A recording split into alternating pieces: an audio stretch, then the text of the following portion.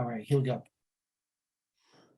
I heard a man teach the other day, and he was talking about comedians. And he was talking about this guy was a comedian. And he was saying, and something that I happen to agree with. He says, you can go to a school of comedianship where they can teach you how to be a comedian. They're just teaching you the basic principles of being a comedian. But this thing is a talent that the Most High has to bless you with. And when the Most High blesses you with that talent to be a good comedian, one of the best comedians, you stand out from the midst of everybody else. Whatever you do, and the Most High happens to bless you with it, He takes you to another level. And those people who don't have that understanding or blessing will never be able to travel to that level. To be a teacher in this way of life and expound upon teacher, somebody that's really dropping jewels and treasures and things of value to the minds of the people, you won't follow common protocol. Because if anybody could do it, then everybody will be doing it. And you see, there's a lot of people today that pop up in the nation and call themselves leaders and teachers, but they haven't been called by the Creator. That's the difference. They sat under somebody who taught them 1 and 1 is 2 and A and B equals C. But the Spirit of the Most High is not present.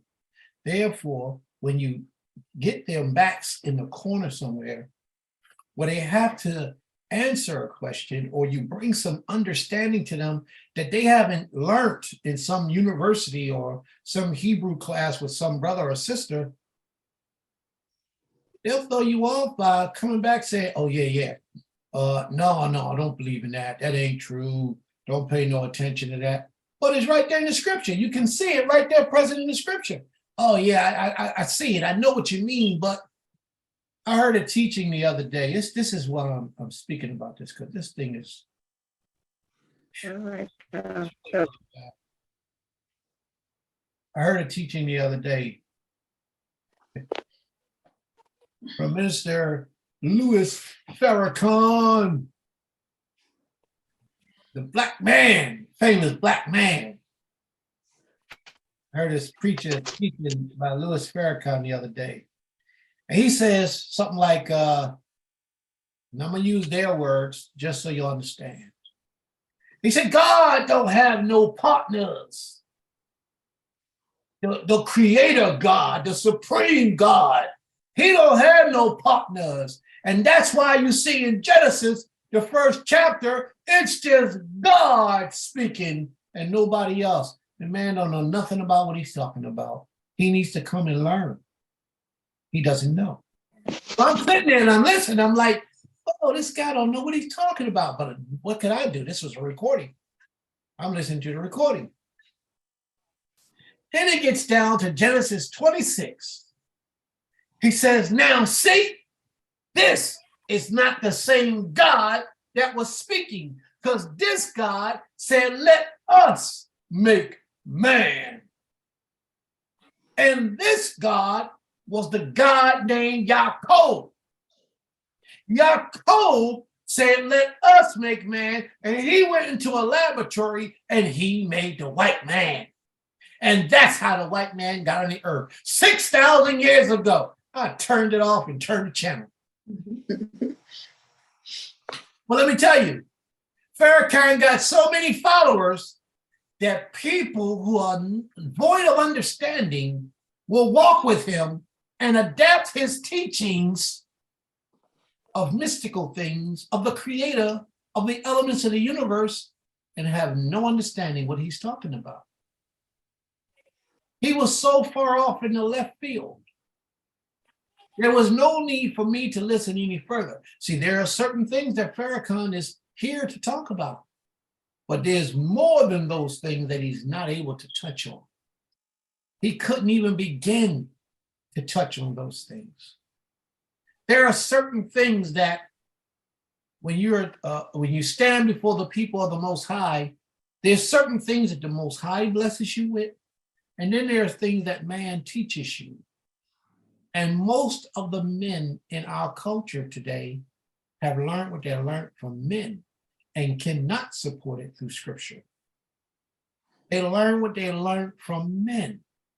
They have not learned what they learned from the Creator. So when you sit back and you listen to Prince and he takes you through Genesis and he explains verbatim exactly what the understanding is, and he shows you the evidence and you see the evidence pop up here, and now you apply it to your life, you see the evidence pop up there, that's because I didn't get it from a man. That's the difference. That's the difference. And I'm not pulling my own shoe. I'm only telling you what was given to me by the Almighty or one of his messengers, because that's how he works through his messengers. Years ago, I used to be visited by angels. That's the crazy part, y'all. That's the crazy part of Prince. That's the crazy part. Watch him, y'all. Sound like Kanye. Watch him. My hand be to the Creator. Nothing I say to you is exaggerated, phony, false, or however you want to put it. But I used to have visitations by angels in my sleep, sometimes in my prayers. And I used to meditate on a lot of things, and learning and knowledge. And I used to be like really submerging myself in getting the understanding of the Creator. I came across a lot of books. I talked to a lot of men. I sat in a lot of classes. I did a lot of visiting to a lot of places. I traveled on my own dime to go visit people and places and things to get this knowledge. But you know when the knowledge came to me?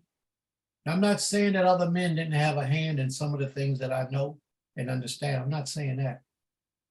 But when I expound upon things and I take you to a level that you're not so familiar with hearing, it's because I didn't get it from another man. Those things the Creator put in my inward parts to teach me and to show me what was about to take place, what was happening, and what was real according to the scriptures. A lot of the teachings that I would teach 20, 25 years ago, they are just beginning to teach today. Within the last 5 years, I just began to hear some of the teachings that I was teaching 20 and 25 years ago. Like one of the teachings was about the placenta of the woman. How they would take the placenta and create a virus that they could release into a room of people.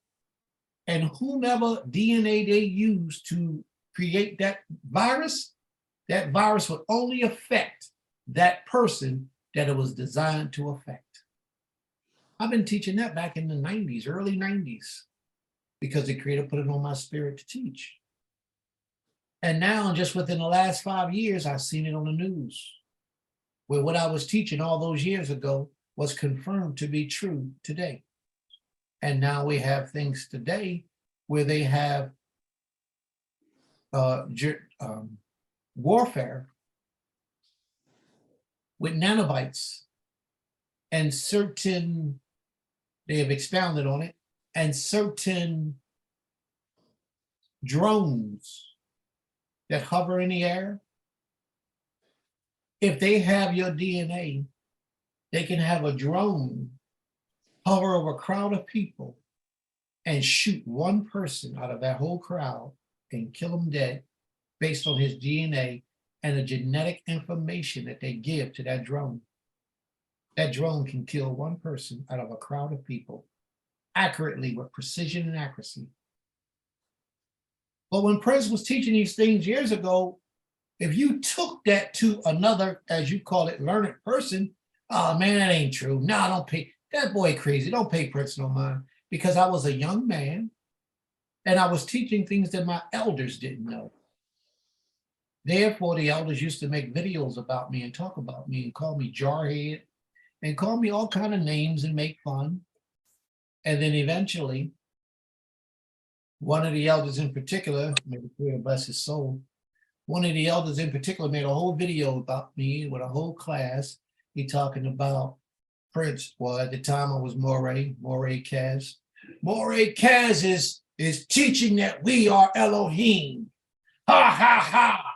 Jarhead don't know what he's talking about. He'll read a scripture. I got the whole tape. I got it still today. To the day I keep that tape. That's one of my favorite tapes. Talked about, and then a few years later, I would say about 8 years later, he started teaching that same principle, that same concept. He must have forgot. He must have forgot and started making fun of me. So what I'm sharing with you, family, is something like this here. What I teach you will be pure knowledge. Not that there's not more that we can learn. And I say we collectively. But what I teach you, if it's my opinion, I'm going to tell you it's my opinion. Sometimes you'll hear that from me. But when I take you through a journey through these scriptures and I say this is the way it is, it will prove itself to be true. All you need to do is continue to read and look in other places. See, anything that is true, it verifies itself. I don't need to verify it. You don't need to verify it. It will manifest itself and you will see that it's true. And if you disagree with truth, then that's okay, because we all have the ability to do as we see fit, as we choose to see fit. You can agree or disagree, but one thing I will never do is mislead the people of the Most High, because I would never want the Most High angry with me. Never. So I would never mislead the people of the Most High by giving them false teachings or false doctrine. I won't do those things. And when I say to you that we ought to stay away from the New Testament, we ought to stay away from the New Testament. Every way, shape, and form, stay away from it. It's not for us. It's not for people of the Most High. It has its purpose, and its purpose is for deception and to deceive, to hold you back from getting one with the Most High. When I take you through a journey through the book of Genesis, if there's any questions you ask me to prove it. You take it to another man, he's not going to understand it. And especially if he doesn't already understand, he won't know. You know, you ever heard the thing where you say that you give meat to a child, you could kill the child? You can cause the child to choke. Therefore, you don't give meat to an infant, because the infant is not prepared to chew the meat. Sometimes when we sit in classes with Prince, and Prince get to drop some of them jewels, sometimes them jewels he dropped be meat. And a lot of the people that you think are ready to eat meat, they're not ready for that meat. Therefore, they don't understand. So if there's anything that I ever teach you that causes confusion to you, well, you just don't sit right in your spirit, ask me. And if I can't provide you the answer, you go to the Creator. But for you to go to flesh and blood to confirm, yes, that's true, you're not going to always get. Sometimes there will be people who can travel on that level. But most of the time you won't get that, because most people cannot travel in those houses that the Most High had established. Most people can't. There are some that can, not just me. There are some that can. But those individuals that can travel on that level, they're not popular. They're not the ones you're going to hear about, the ones you're going to see. They're going to be just like me, quiet. So if there's ever anything that I say to you, if there's ever any form of knowledge that I share with you that I don't say is my opinion, and you question it, bring it to me. Don't give up until you get the answers you desire, which means the verification to prove what it is that's being spoken of and what's being said. Okay? Always look for that verification. And if you can't get it verified through the scripture, then go to the Creator and ask the Creator, is this a fact? Is this true or is it not? And if the Most High shows you that it's not true and Prince taught you a lie, lose my phone number, drop me out of your book, but don't do that until you tell me that the Most High showed you that that's not the truth. And then I have to go back and verify and make sure that the things that I've said to you, you repeated correctly or you understood it correctly. And if not, then I don't want to teach anybody anything that's not truth from the Creator. So If you feel as though I've done you an injustice or haven't shared with you proper information, then cut me off, drop me, forget me, lose me. You ain't got to sit with me. You ain't got to walk with me. You ain't got to talk with me. You know, I got a job to do in this earth. And if you feel that you can't trust in what I say or what I share or what I expound upon or how I do whatever I do, it's okay if you don't listen. It's okay if you don't participate. It's okay if you don't join in. I'm not mad at you. And if you ever call me and say, Prince, I need you, I'm still going to be there to help you because I understand you are a child of the Most High. And my job is to serve the children of the Most High. It's not just to serve the people who favor my position or my teachings. It's to serve the people of the Most High. So that's what I do. You ain't even got to like me. You could be the one who just got finished talking about me 5 minutes ago. None of that matters. All right? That's right, Sister Malika. The proper thing would be to come to me first so that you can get a thorough understanding of what you think you heard, or what you think you know that the Prince said.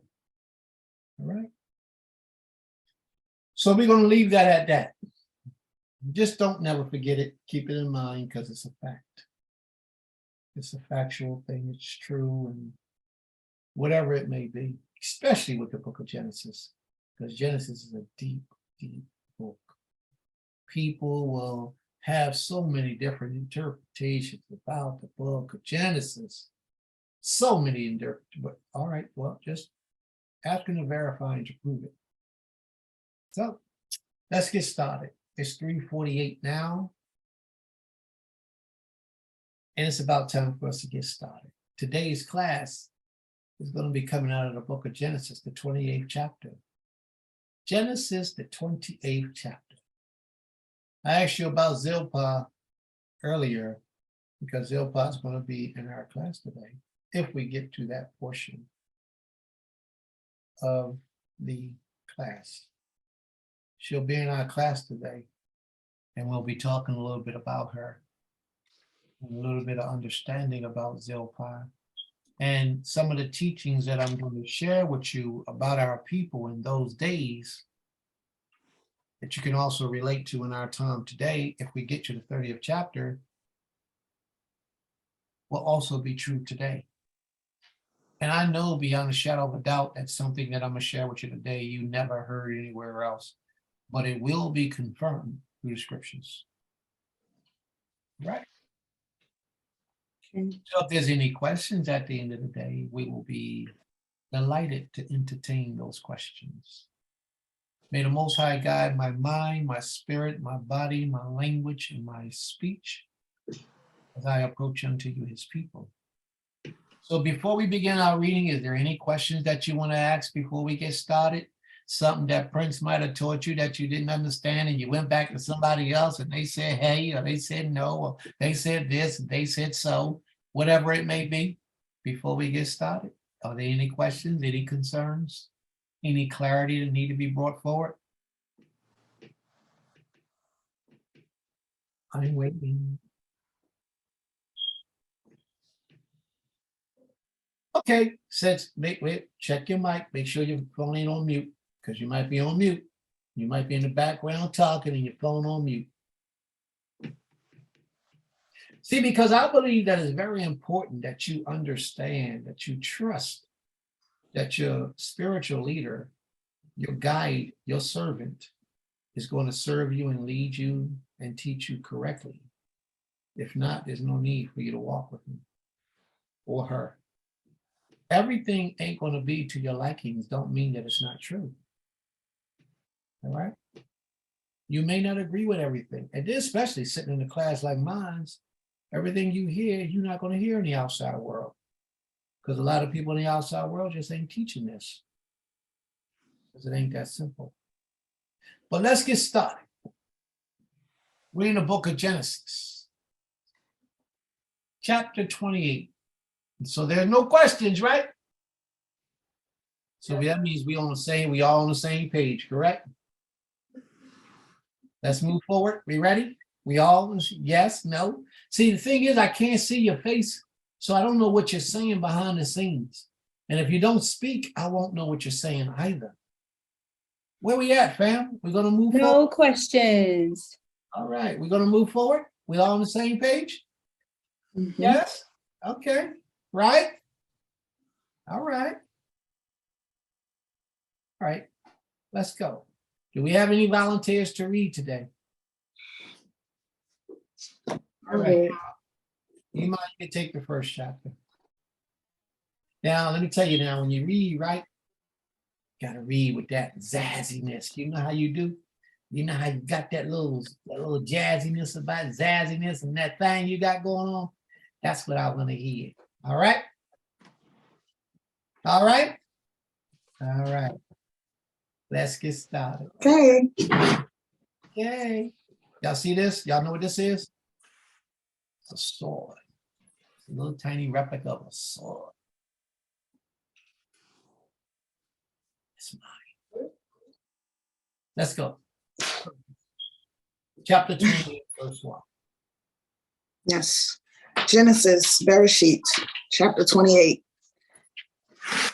May the Creator be with us as we go through his words. Maybe he be with you, most importantly, as you teach us your interpretation.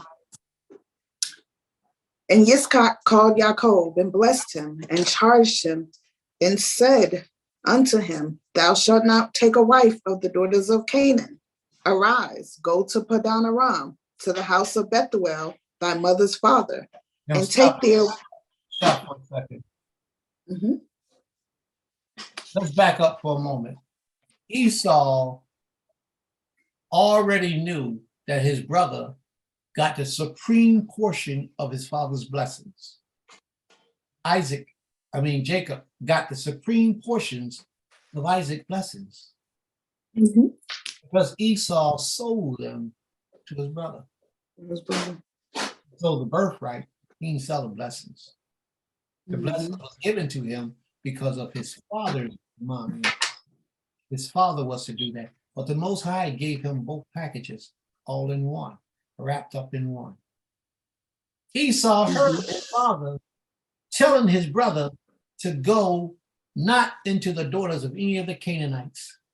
Go back to Padan Aram and get a wife from the Hebrew stock, not from the Canaanites.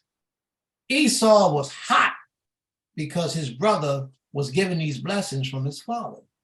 He felt like his father should have known better. He was angry. He was hot. So what he did was he set it in his mind to embarrass, to hurt, and to anger both his parents. So when he saw his father tell Jake, don't marry none of these women, what did he do? He went and married those women. Whatever he had to do to bring heartache and misery to his mother and his father for what they did to him, he did it. Now let's read that with that understanding in our minds. Read on, please. Is that later on in the chapter that you're talking about? Or before? In this chapter. It's going to happen in this chapter, you'll see.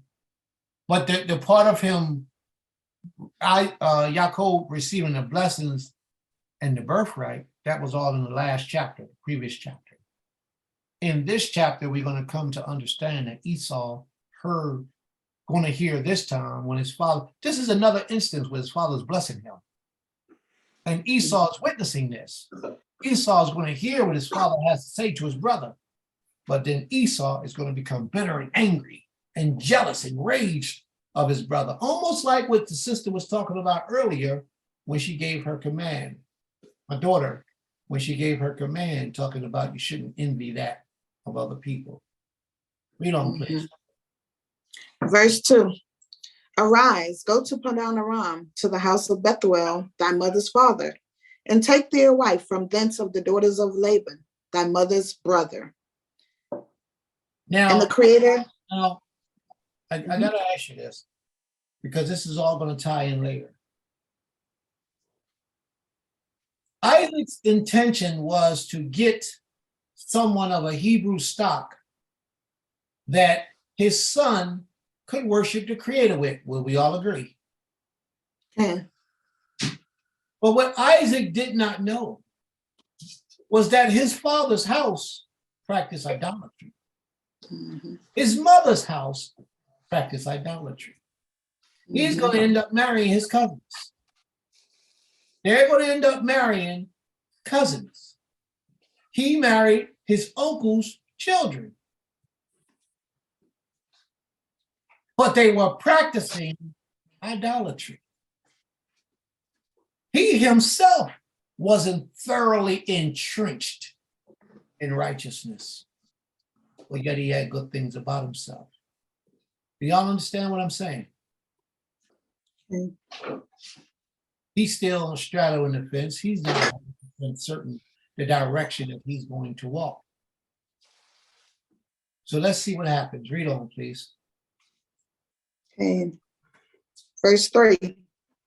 And the Most High Almighty bless thee, and make thee fruitful and multiply thee, that thou mayest be a congregation of peoples. Now, what he said was, may El Shaddai bless thee. That's how you say Most High Almighty, the Creator Almighty, El Shaddai. Read on. Verse 4. And give thee the blessing of Abraham to thee and to thy seed with thee, Now, that thou mayest. did y'all see that? Now, did y'all see that? Did anybody just pay attention to that? Yes. What am I saying? What the part to pay attention to? Tell me if you know. It's okay. If Give you thee. Well, what I read was, give thee the blessing of Abraham to thee and to thy seed with thee. You wise. You're very wise. You know how many times people read over this and never even pay attention to that is there? Now, this is his father, Isaac, who also has the blessing of Abraham. Now, he's taking the blessings of Abraham and giving it to his son. How can you give somebody something that you don't have? See, Esau can't get that blessing to somebody. Only Yaakov can, because it's placed on him from his father, who got it from his father, who got it from the Creator. So when he gave him these blessings superseded any blessing that Esau could have obtained. This enraged Esau and got him angry, made him jealous. And watch what happens. Watch what takes place. Read on. Read verse 4 again. Okay, verse 4. And give thee the blessing of Abraham to thee, and to thy seed with thee, that thou mayest inherit the land of thy sojournings, which the Most High gave unto Abraham. And Yitzchak sent away Yaakov, and he went to Padan Aram unto Laban, son of Bethuel, the Aramean, the brother of Rebekah or Rivkah, Yaakov and Esau's mother. Now Esau saw that Yitzchak had blessed Yaakov and sent him away to Padan Aram. Esau what? Esau saw that Yitzchak had blessed Yaakov and sent him away. He witnessed it. He witnessed a blessing that was super greater than the one he could ever achieve. It is the family's lineage, the family's blessing that Esau witnessed his brother get upon him. Esau didn't have enough understanding to understand that he was also Hebrew and that he already had a blessing because he came from Isaac, who came from Abraham. That wasn't enough for him. He wanted the blessing that was given to his brother. So he became jealous and angry, and he pouted like a little child. You know how children just do things to act out, just to anger you? That's what Esau began to do. Read on, please. Start at 6 again, please. Now Esau. Verse 6. And now Esau saw that Yitzchak had blessed Yaakov and sent him away to Padan Aram to take him a wife from thence. And that as he blessed him, he gave him a charge, saying, thou shalt not take a wife of the daughters of Canaan. What he say? Thou shalt not what? Take a wife of the daughters of Canaan. Uh-huh. And that Yaakov hearkened to his father and his mother and was gone to Padan Aram. So he left with that one charge that you could not take a daughter of Canaan. Esau heard that. Mhm. And he left with all those heavy blessings upon him. So many blessings, oh, powerful blessings. So much was upon his shoulders. That's what carried him through the wilderness. That's what allowed him to make it to his father's house. Read on, please. Verse 7. And that, verse 8. And Esau saw that the daughters of Canaan pleased not Yitzchak, his father. So Esau went unto Ishmael and took unto the wives that he had Mahalath, the daughter of Ishmael, Abraham's son, the sister of Naboth, to be his wife. Now, when reading that, it says, and Esau saw that the daughters of Canaan pleased not Isaac, his father. And Esau went into Ishmael. Ishmael is not a Canaanite. Ishmael is a Hebrew. You see what I'm saying? Yes. So although they have that directly after that, he didn't show the disrespect yet. He shows it much later. Because right after that, he's going to marry, you'll see it in this chapter, I believe, either this one or the next one. But he's going to marry Canaanite daughters. Read on, please. Verse 10. And Yaakov went out from Beersheba and went toward Haran. And he lighted up the place and tarried there all night, because the sun was set. And he took one of the stones of the place and put it under his head and lay down in that place to sleep. All right, hold on. Emma, you read so good, so eloquently, but a little bit too fast for me. You got to start pausing and let me interject. You know, when I be getting hot, I got to say something. You got to let me in sometime, baby girl. I know you be moving, and I know you got that spirit on you where you hear that, you want to read that. Oh, that's good. But work with me a little bit, all right? When you come to a period, pause a little bit just to see if Prince going to interject.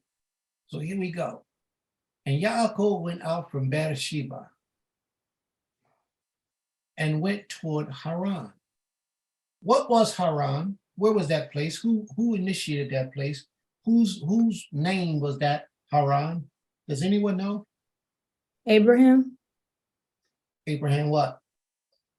Didn't Abraham buy some land and he buried his wife Sarah, and eventually he was buried there in Haran, somewhere in Haran? Okay, I want you to go back and I want you to find that place that you just mentioned. And I want you to tell us the name of the land that Abraham bought. The cave was Cave Machpelah. It was in a land. So you go back and find that. It's probably in the 24th, 25th chapter of Genesis. Somebody tell me, please, who was Haran?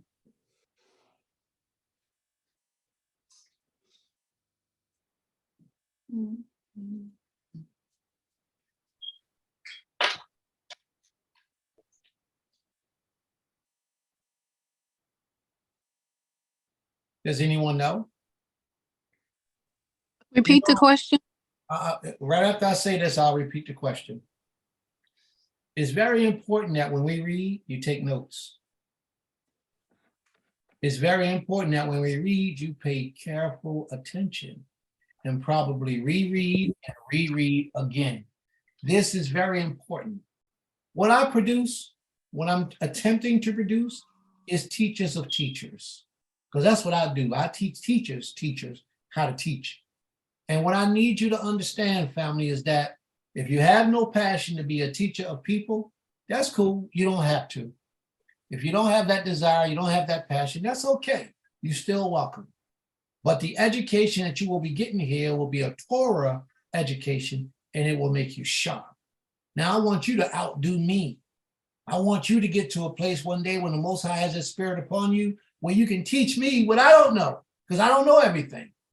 And I don't have no problem with learning some things that are new to me. When we go over things and I spend time to give you pertinent information, you have to write it down. You have to record it some kind of way. What's the use in writing things down if you're not going to go back and study those things? Now, my hand be to the Creator. I knew for a fact that that household was going to have their hand up because they were going to find the answer. Even if they didn't know right away, I knew they would find the answer Not that I'm making them super great, but it's the fact that they're willing to put it in. So Brother Benjamin, Sister Abigail, what's the answer? Tehran is Abraham's brother and Lot's father. Haran. Remember? Remember, he named a whole land territory was named after him. Mhm. That's very important that y'all remember these things. You have to know, because when you go out into the world and you call yourself a Hebrew Israelite, you're going to stand up like this. I'm a Hebrew Israelite. And they're going to say, well, do you believe in Jesus? You're going to say, no, I don't. Well, tell me why. You're going to say, well, when I was in class, French taught me and I forget, and that's how it's going to be. I don't never want that for you. I want you to know how to stand strong on these principles of truth because you understand them. And the only way you're going to understand them is if you hear them, you dissect it, you tear it apart, and then you tear it apart again to get a thorough understanding. Certain things will come like second nature to you after you've read them and studied them and you've learned them. I don't expect you to know everything, but there are a lot of things I expect to be like second nature to you, like second nature. And these things you will learn. I know you will if you apply yourself. I got a lot to give. I got a lot to share, but you have to be willing. You don't just have to show up for service in half the day or in a whole day and sit there and just be on the line. If you're not participating willingly with your whole soul, you're not going to learn everything that you need to learn. But you will be taught everything you need to learn to get your salvation right with the Most High. That you will be taught, but don't mean that you're going to learn it because you've been taught it. There's a difference in when you learn and there's a difference in when you're taught. Two different things. You could be taught the combination, but you forgot the combination. Therefore, you can't get to the money. So let's pick up where we left off at, please. Okay. We're in the Let's book. say Yes. Genesis, Bereshit, verse 10. And Yaakov went out from Beersheba and went toward Haran. And he lighted upon the place and tarried there all night because the sun was set. And he took one of the stones of the place and put it under his head and lay down in that place to sleep. All right, hold up a second, please. He lighted upon a place and tarried there all night because the sun was set. Mm-hmm. He laid down when his travels, when the sun went down. Do y'all realize, I don't know if y'all think about this, but let's pay attention to this for a second. It don't say he went to find somebody to sleep in their house for that night. It don't say that he made himself a bed. What it says is that this man was a man of men. In those days, we had more men than we had males. There were way more men than we had males. He laid on the ground and took a rock. How many of you ever laid your head on a rock and went to sleep? When I read that part right there, see, we got land down south. We live in the country, and we be in the house. And sometimes, like early in the morning, the spirit comes on me, and I get up and I go sit outside on the steps with my hand on my gun, out on the steps. And all I can imagine is a wild animal running over, trying to attack me, trying to do something to me. Jake wasn't worried about none of that. Even if he had his knife, his machete, or whatever he might have had, he laid on the ground and put a rock under his head. When I walk around at night around my house, I'm looking for snakes, scared I'm gonna step on a snake, in a bush. Jake wasn't worried about none of that. He laid on the ground and put a rock underneath his head and went to sleep. I need to mention these things to you because I need to take your mind from this world that we live in into the world of reality of where our forefathers were at the time that you're reading these scriptures. It ain't like he went to the neighborhood park. He was in the wilderness. There were snakes, scorpions, all type of desert animals and wild beasts and things that will come up and try to kill him. Besides the people who would try to come up and try to kill him. And the other thing I want you to know is that we ain't have street lights back then. So being out in the country, I know what it's like. One day I went out in the back of my house. You know, we got a basketball court in the back of the house. We got it lit up with the lights and stuff. So there's a trail out behind my house that leads back down to a dirt road. And I called myself wanting to go take a walk one night. So I get my little shimmy, put it in my waist, because you don't go out that house without a weapon, especially out there in the country. So I'm walking down, get past the basketball courts where the light was, and I looked up. It wasn't no light. It was pitch black. Somebody tell me what I was thinking about when I saw that pitch blackness. What was I thinking about? Remember I just told you? Those wild animals and those snakes. I was thinking about all that stuff in that pitch black. You know, I gotta say this, because I don't know how our forefathers did it. I can just imagine, and I'm talking about our more recent forefathers who were in slavery here in Americas down south, where we got that land at, how they ran from the oppressors in the thick darkness of the night. For hours and hours and hours, wasn't worried about what they had to deal with. The oppression was just that bad. They weren't worried about the snakes. They weren't worried about the wild animals. They had to get out by any means necessary. And you can't even see your hand in front of your face. So how they did it, I don't know. Because I wouldn't want to go with a flashlight. And they did it underneath the moon. If there was a moon. And if there wasn't a moon, they really couldn't see nothing. See, y'all city dwellers, us city dwellers, we don't know nothing about the dark. Go out in the country where there's no lights. And go out in that dark and see what. Me and my wife was out in the woods one day. We was in what's that thing called? A gator. Anybody know what a gator is? A gator is one of those side-by-side four-wheel joints that you ride all through the mud and the dirt. So we went on the land and we was riding around. The gator got a big light on the top of it that leads the way as you're driving. So I said, babe, we're gonna turn the light off and see what we see. We turned the light off. I couldn't wait to get that light back on. And I ain't scared of nothing. But all I can imagine was all this stuff. They tell us we got panthers, we got bears, we got wild boars. All that stuff came to the forefront of my mind. And that was just for a second of darkness. Imagine our fathers running from the oppressors and our mothers running from the oppressors in that thick darkness with all them wild animals. Where do you think their spirits were? And they did that for hundreds of miles. They escaped the freedom by running from one state to the next state to the next state at night. All of it wasn't at night, but the majority of it was at night. How did they do it? I don't know if y'all understand what I'm talking about. What I'm talking about is in the woods, around our houses, in the woods, you got thorns, thistles, bristles, bushes, trees. It's thick to walk through that stuff. Our forefathers did it. They got cut, scraped, scarred up, beat up, bruised, stabbed, all that stuff in the dark. But their freedom was more important. They don't build men like that no more. They don't build women like that no more. We some sissified men today.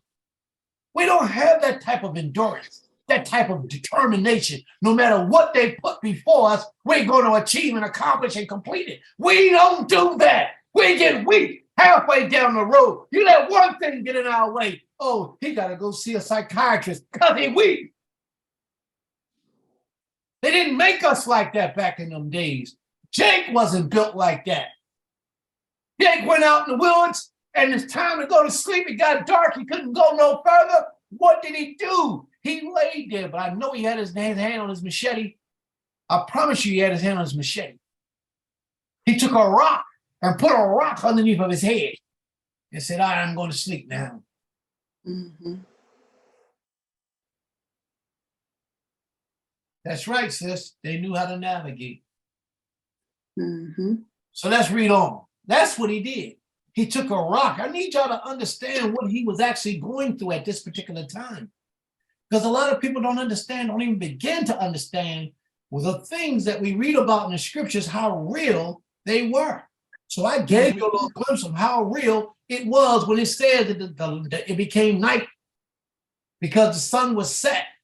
And he took one of the stones in that place and put it under his head and laid down in that place to sleep. Verse 12. Came.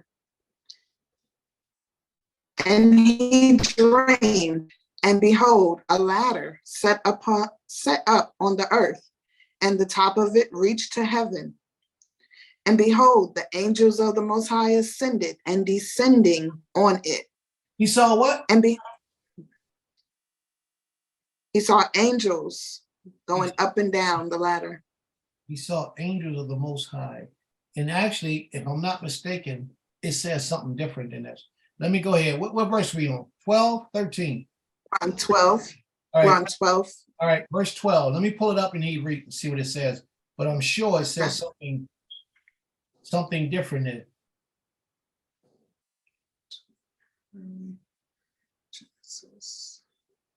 Okay, no, I'm mistaken. I'm mistaken. He saw messengers of Elohim.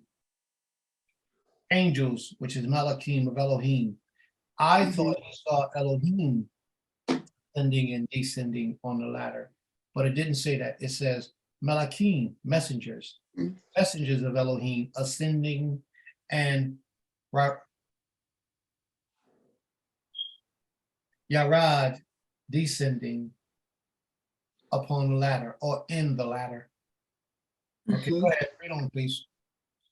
Verse 13. And behold, the Creator stood beside him and said, I am the Most High. I am Elohim, your Creator. The power of Abraham, thy father, the power of Yitzchak. The land whereon thou liest, on thee will I give it, and to thy seed. So that blessing that his father put on him, the Creator confirmed it. You follow me? The Most High confirmed it at that ladder in his night, in his dream at night. Now, this man wasn't a devout servant of the Most High at all, but yet he had the Most High speaking with him. But yet he had the Most High communing with him. Yet he had the Most High's blessings upon him. But he wasn't a devout servant of the Most High. But I promise you, he was a man of honor, a man of integrity, a man of discipline. I promise you, all those things were intact. I promise you. There is no way, I don't care how much you like somebody, there is no way you're going to go somewhere and work for somebody for 7 years unless you got an order of discipline about yourself, an order of completion about yourself and your character, that you will honor your word that much, that you will serve a man for 7 years. I can't even get people to come to work for 8 hours. But he did it for 7 years. Where he at today? I need him. Come on, Yaakov, come back. We gonna get this done. But this says a lot about him as a man. When I say to you that he wasn't a devout servant of the Most High, you will read nowhere in these scriptures where it talks about his relationship with the Most High prior to this visitation. Matter of fact, even after this vision with the dream, he's going to say some things that's going to let you know that he wasn't a devout servant of the Most High. Read on. Let's see what it says. Verse 14. And thy seed shall be as the dust of the earth, and thou shalt spread abroad to the west, and to the east, and to the north, and to the south. And in thee and in thy seed shall all the families of the earth be blessed. Now, can you imagine the Most High speaking to you, talking to you like that in a dream? Mm-mm. There are different types of dreams. Some dreams you have as a dream, you know you're dreaming. Like I had one the other night. I knew I was dreaming in my dream. I knew it was a dream. I was saying to myself, it's a dream, but I'm going to enjoy it while it's a dream. And I stayed in that dream and had fun in that dream. I knew it was a dream, but there are some dreams when the Most High visits you in your sleep, and it's not a dream. It's a real reality place where the Most High causes your essence to travel to so he can commune with you and do what he has. Of course, it's through a messenger, but it's so that he can do what he needs to do with you to give you something, to teach you something, or to elevate you to a certain level. I had plenty of them dreams. Like one time I was doing a job in this basement with my buddy Yaakov, and we in the basement doing this job, rerouting the plumbing, rerouting the gas lines so that it was a 3-story building, and we was putting all the gas lines in, putting new heaters and everything in. And I went to sleep that night after we got finished working. And the creator visited me in my dream and told me that I did it wrong. He said, you ran this pipe to the wrong gas line and it's not hooked up correctly. When you go back, fix it. When I went back the next day, exactly what was said to me in that dream was true. Had he not visited me, I'd have thought I did it right. Now, I didn't do anything wrong like it was going to blow up. It would have just been somebody who had been paying for somebody else's gas. So we went back and corrected it. But I thank the creator for it. But when that dream comes, when those type of things come in your dream, you know the difference between a dream and when the Most High is speaking with you. Jake knew the difference. He understood. And watch what he says after the Most High finished speaking to him. Read on. Genesis 28, verse 15. And behold, I am with thee and will keep thee wheresoever thou goest, and will bring thee back into this land, for I will not leave thee until I have done that which I have spoken to thee of. And Jacob awakened out of his sleep, and he said, surely the Most High is in this place, and I knew it not. He said what? Surely the Most High is in this place, and I knew it not. Now, when I read that, I thought about the family that we have here.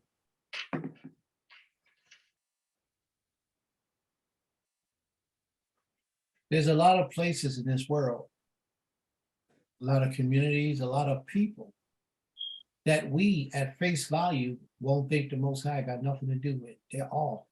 They're wrong. The Creator ain't with them. Surely the Most High ain't with, and we're wrong. The Most High chooses whom he chooses. It's not up to us to decide.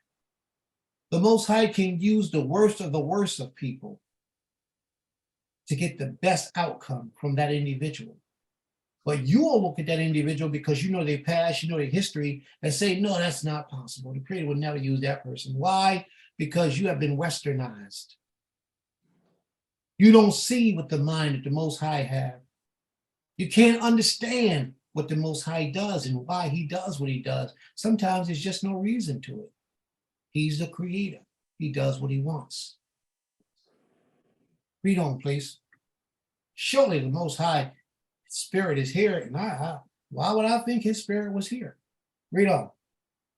17. And he said, and he was afraid and said, how full of awe in this place. This is none other than the house of the Most High, and this is the gate of heaven. How do you say house of the Most High in Hebrew? Beit Elohim. Elohim. Okay. Beit El. Beit El. Mm-hmm. Bro, your phone is on mute. I can't hear you out. Bayi, Yahawaha, Bayi, not Bayi El, Bayi Yah. All right. Every corner. All right. Thanks, bro. Appreciate that. All right. There you go. Read on, please. 18. And Jacob rose up early in the morning and took the stone that he had put under his head and set it up for a pillar and poured oil upon the top of it. And he called the name of the city. He anointed that stone. Did y'all see that? Yes. That stone is now Okay. referenced as a holy place. Is now referenced as a holy place. Read on, please. 19. And he called the name of that place Beth El or Beit El, but the name of the city was Luz at the first. And Jacob vowed a vow, saying, if the Creator will be with me and will keep me in this way that I go, and will give me bread to eat and raiment to put on, so that I come back to my father's house in peace, then shall the Most High be my power, and this stone which I have set up for a pillar shall be the Most High's house. Somebody tell me what And- that. Somebody tell me what that means.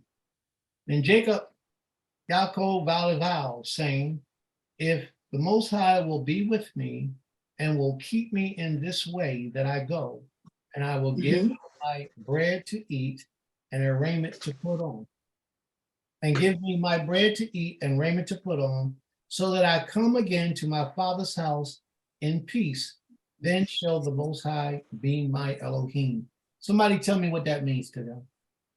Other than- Jacob is not, Jacob is not binding Yahweh by an oath. He is simply acknowledging, I'm reading notes that I wrote years ago.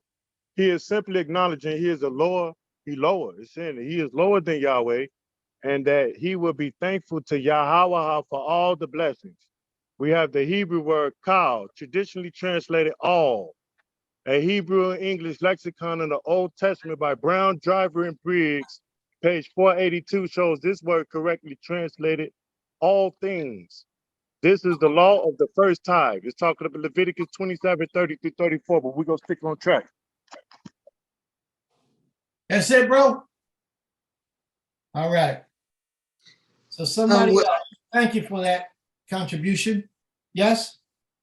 When I read it, I You felt, the reader, you the reader, Iman. you don't want me to? I Okay. didn't want you to comment.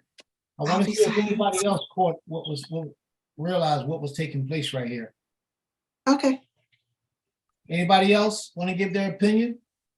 To me, it signals that you said before he really wasn't like devoted to the Most High. At this moment, he's devoting himself to the Most High. He's saying to himself, this is my previous father's power, and he's shown himself to me. So now I'm going to believe it as he says, and he is now my power. But what he actually said, well, I'm gonna be quiet for a minute. Anybody else? You're right. You're on the right path. Anybody else? Um, Go ahead, sis. What I got out of it was he's saying that if the Most High keeps him safe and under his covering and gets him back home to his father's house, then he will devote himself to the Most High as his Elohim. Absolutely. But you're right in the instance where this is where he developed his relationship with the Creator.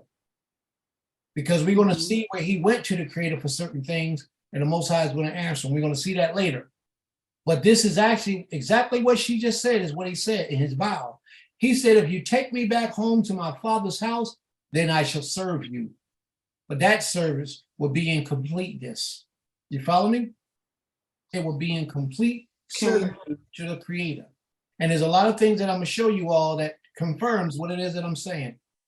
That service will be incomplete. How long was it before he made it back to his father's house? Oh, wow.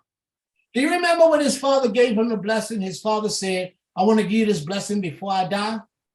Mm-hmm. How many years did I tell you it would be before his father died? Y'all don't remember this. Y'all got to pay attention in these lessons, man. It's important information. It's like gold. You said it was 20 more years. There you go, sis. Somebody was paying attention. Somebody was paying attention. He lived for almost a little more than another 20 years before he died. But he was afraid that he was about to die, so he prepared for that by giving out those blessings. Jake, old man Jake, is going to live in Laban's house for how many years? 14, well, A minimum, 14, a minimum of 14. of 14 years. Yeah. He was supposed to have been around 17 when he went there. All this supposed to happen in his young youth, supposedly. So we got at least 14 more years, and then he's going to live on his own for a little while, and he's going to run, he's going to escape, but his father dies, and him and his brother has to go back to bury their father. So that was over 20-something years that he lived more. So that was over 20-something years before he went back to his father's house. But there's evidence that he was keeping the laws of the Creator, even at that time. Do y'all understand me? Okay. The laws wasn't brought forward till the time of Moses. Moses is his great-great-great-grandson. The law wasn't written down until that time. So how did they know these laws that he was keeping? How did they know it if it wasn't for Shem? Mm. Shem was still alive during the time of Abraham. During the life of Abraham, Shem was still alive. And from what I'm told, what I understand, they had a school where they would teach. And they would teach people who were learned men of the Most High different rules and discipline. They incorporated these things in their culture as a people. And it's been handed down. And that's how Jacob is going to decide when my son gets old enough, because his brother died and didn't give you any children, my son is going to marry you and take on his brother's seed and give you seed. And then he didn't keep it. You mean Judah? That's how Judah said what he said to Tamar. That's right. But he didn't get to do it.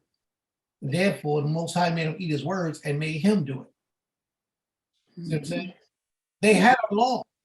Now, Judah was Amram's, Levi's brother. Moses wasn't even born at the time. So the law had not been written down at the time, but yet they're obeying the laws of the Most High. So this shows that the Most High had laws of his in the earth that's very similar to the ones that we carry out today. Any questions? Let's move forward. Read on, please. Okay. Closing it out, it says, I'll go from 22. And this stone, which I have set up for a pillar, shall be the Most High's house. And of all that thou shalt give me, I will surely give the 10th unto thee. Now that stone that he set up became a city. And that city became the city called Bethel. Or Bethel, yes. Which throughout history, it actually became a very popular place for people to go through. The other thing I want to bring out is this issue, because I don't want to skim past this and not give credence to this. Jake laid his head upon a stone and had a dream. He contributes that dream as being the place, or that stone being a certain object in a certain place that allowed him access to the Creator. Therefore, he renamed that stone, put it as a pillar or a sign, and then named that place a place where people would know throughout history. It's called Bethel, House of El, or House of, as my brother say, the Most High, the Creator, the house of the Creator. Are there any questions about this chapter? We'll address it after we finish reading the next two. Read on, please. Chapter 28. Iman, do you want to finish reading? 29. Okay, that's fine. Go ahead. Bereshit, Genesis chapter 29. Then Yaakov went on his journey and came to the land of the children of the east. And he looked, and behold, a well in the field, and lo, 3 flocks of sheep lying there by it. For out of that well they watered the flocks. And the stone upon the well's mouth was great. I'm sorry, I missed something. Please forgive me. Let's go back to Genesis 22. Okay. I missed something. 28. I forgot something. Please. 22? 28 and 22. Something else that Okay. I talked about. I'm sorry. That's what happened when you be running your mouth. Be running your mouth and you miss things that you know are very important. And I apologize. Please forgive me, but I missed that one. And the Most High will be my Elohim. Then this stone which I have set up for a pillar shall be Elohim's house, or the Most High's house. And of all that thou shalt give me, I will surely give thee a tenth unto thee. Do y'all book say that? Yes. Can you read Remind that? us. Can you read that part out your book, please? Yes. Thou shalt give me that part, or And from before that. stone, And this stone, which I have set up for a pillar, shall be the Most High's house. And of all that thou shalt give me, I will surely give the tenth unto thee. I wow. believe that. Somebody please explain to me what that means to them. Not me. You gotta go into the Hebrew. You got to go into the Hebrew to understand what that means. You can't explain it in the plain. You got to have Well, root words. You got to know where that word come from. You got to know what this word means. What is What these word, words? what word are you talking? What word are you referencing? You gotta know what word means. We're talking about all things. Let's focus on all things. Because and this stone I have set a pillar shall be Yahweh's house, and all things. What is these all things? We got to focus on that all things. We can't look at it from the way we've been accustomed to looking at it. Do you not agree? So we're going to pull out the Hebrew word kal, K-A-L, right? Traditionally translated all. A Hebrew and English lexicon. I'm going to use this as a authoritative reference. Hebrew and English lexicon of the Old Testament by Brown, Driver, and Briggs, page 482. Shows this word is correctly translated all things. This is the law of the first tithe. Vayikra, Leviticus 27:30. You don't need to go, you don't need to go into, you don't need to go into Vayikra. Stay, listen, you don't need to go into Vayikra. Stay right here where we at. What I would like for you to do, put your book down and give me your interpretation of what that verse means. That's all I'm asking for. What does that mean to you? I said it already. I told you all things. All things what? Elaborate. What about all things? And this stone I have set as a pillar shall be Yahweh's house. And all things that you give me, There you I go. will surely give a tenth to you. Now, that's what I want you to explain to me. What does that mean? Because a lot of people read right past that and don't even pay attention to what we just read. Our forefather did something. He set a precedence in the earth, and it ain't had nothing to do with what we know comes from the law. So somebody explain to me what that actually means. What was being done right there? He was setting up the beginning of a tithing, a method of tithing that everything he received, he would give 10% back to the Most High. But see, the wonderful thing that I like about that is that my brother, Prime Minister Moshe, said all things. He said, all things that you give to me, Creator, I'm going to give a portion of that back to you. And we so stingy today when it comes to giving back to the Creator. We are so sick. Why? Do we not believe that this is the Most High doing this for us? Or do we not believe that we're required to give back to the services of the Creator a portion of what the Most High gave to us? Somebody mentioned earlier today in the class about the poor, the fatherless, the widows, and how we're supposed to required by law to provide for them. The women who don't have a husband, maybe the husband died. The children who don't have a father, we're required by law to provide for them. And we don't do it. Nope. The scripture we just read, it said, for all things, my brother pointed that out so emphatically. He just had to take 2-3 times. He brought it out. All things. Not just the money you get from your job. But all things that the Most High provide for you, food, clothing, shelter, raiment, protection, blessings, all things that the Most High gives to us. We are supposed to accumulate that, take a portion of that, and dedicate it back to the Most High.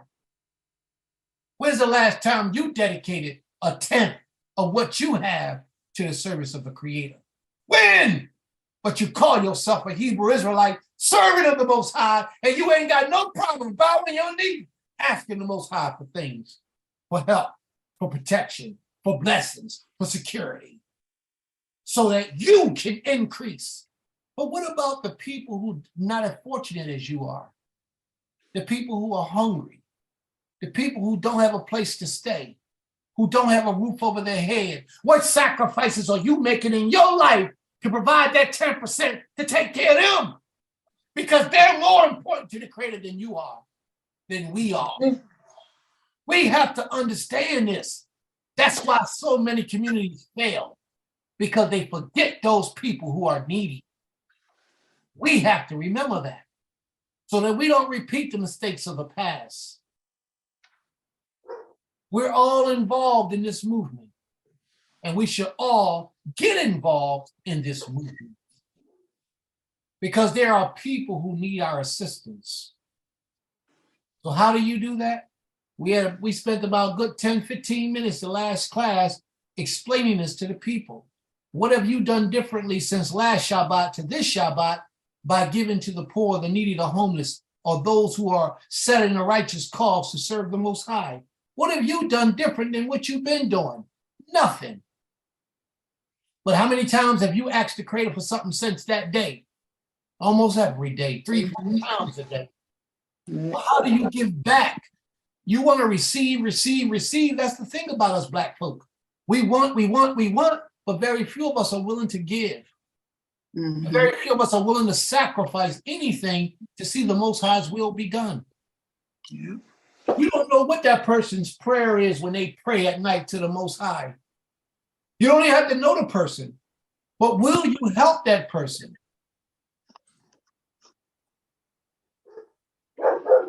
Our Father, who didn't have a love-hate relationship with the Creator, when the Most High gave him that dream, he knew the rules and disciplines of a righteous man.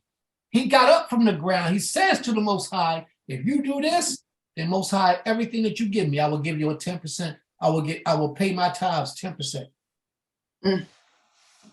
How do you give a 10% to the Most High?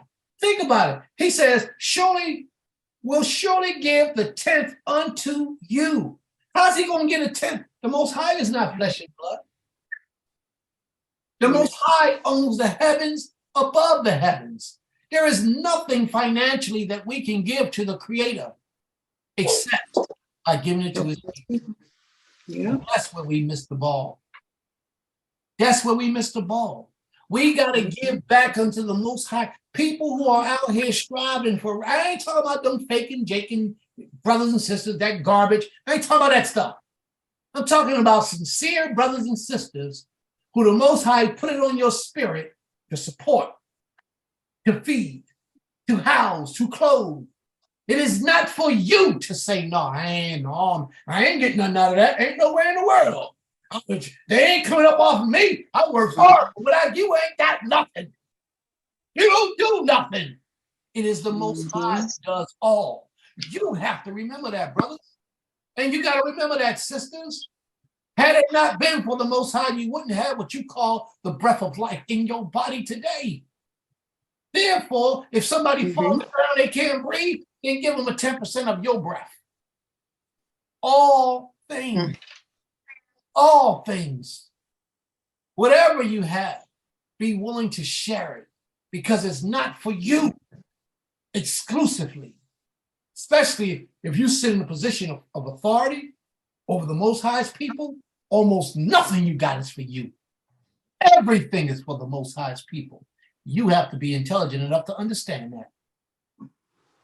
And a lot of our spiritual leaders, we call them, been teaching for 30 and 40 years, living off the back of the people. That's an oxymoron, but the people too silly to see it. He's supposed to be providing for the people. But the people pay their tithes that he taking to pay his electric, his gas, his telephone, his mortgage, his rent, whatever he's paying, buy him some new clothes because he seen some new alligator shoes he wanted.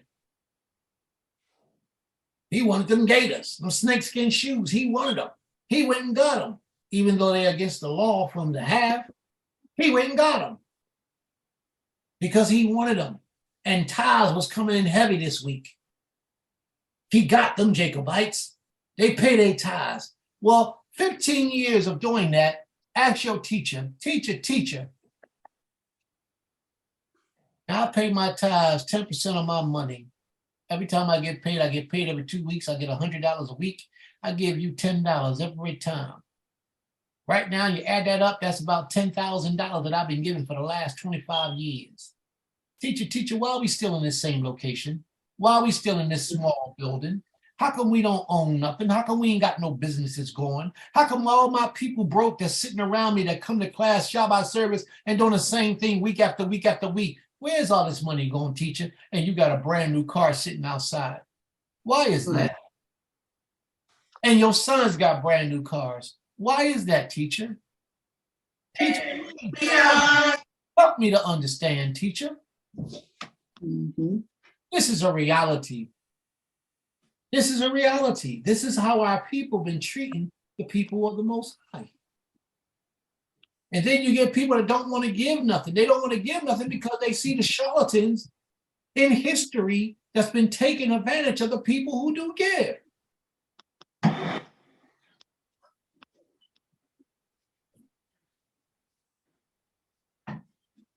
Let's move on, please. Let's go to chapter 29. I had to get that part out of my system because it's important that you learn how to feed the children of the Most High. Read on, please. Okay. Genesis, Bereshit, chapter 29, verse 1. Then Yaakov went on his journey and came to the land of the children of the east. And he looked, and behold, a well in the field, and lo, 3 flocks of sheep lying there by it. For out of that well they watered the flocks, and the stone upon the well's mouth was great.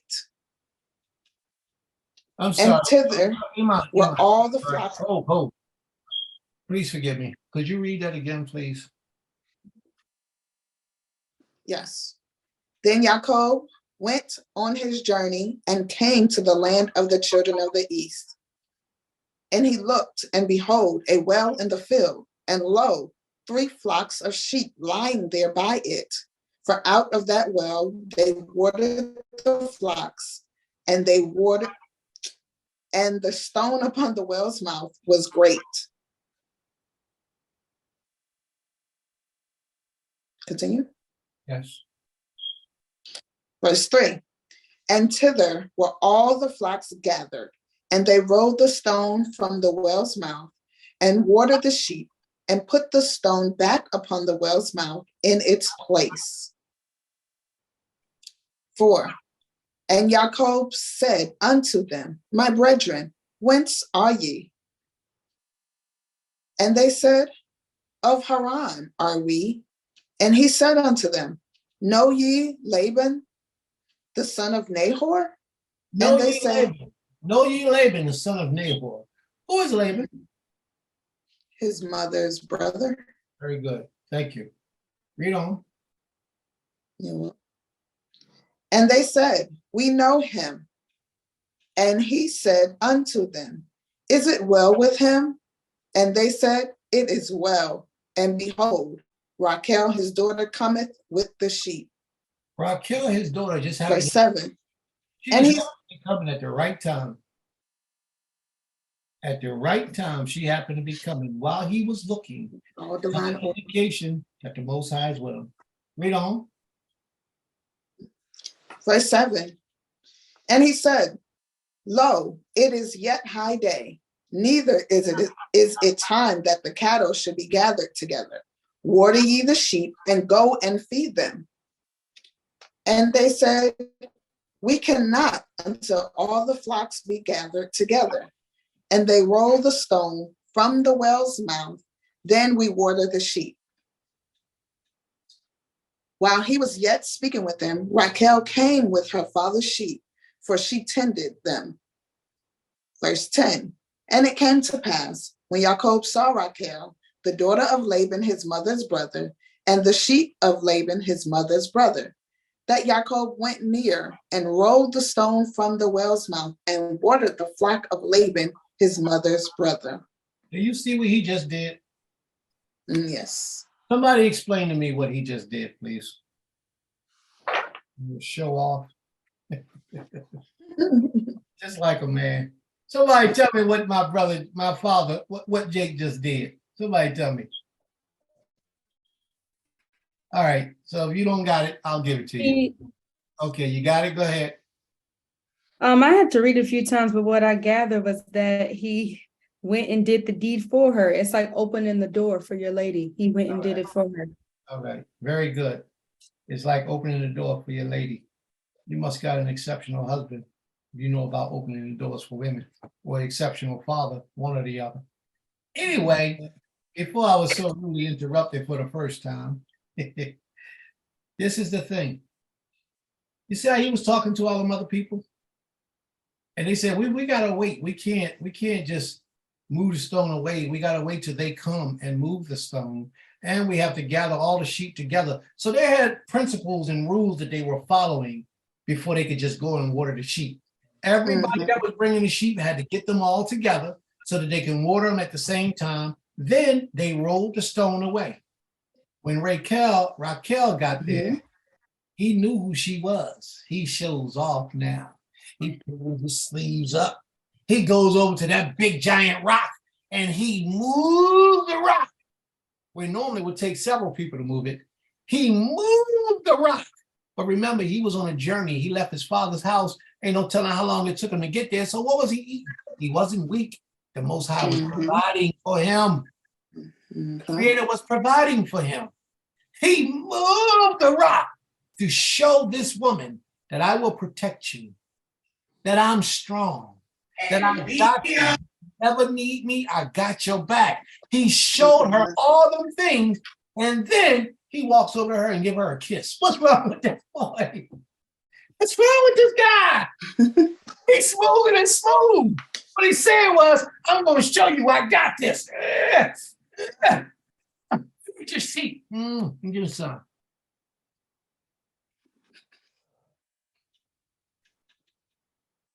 He didn't even go to her father before he decided he liked her.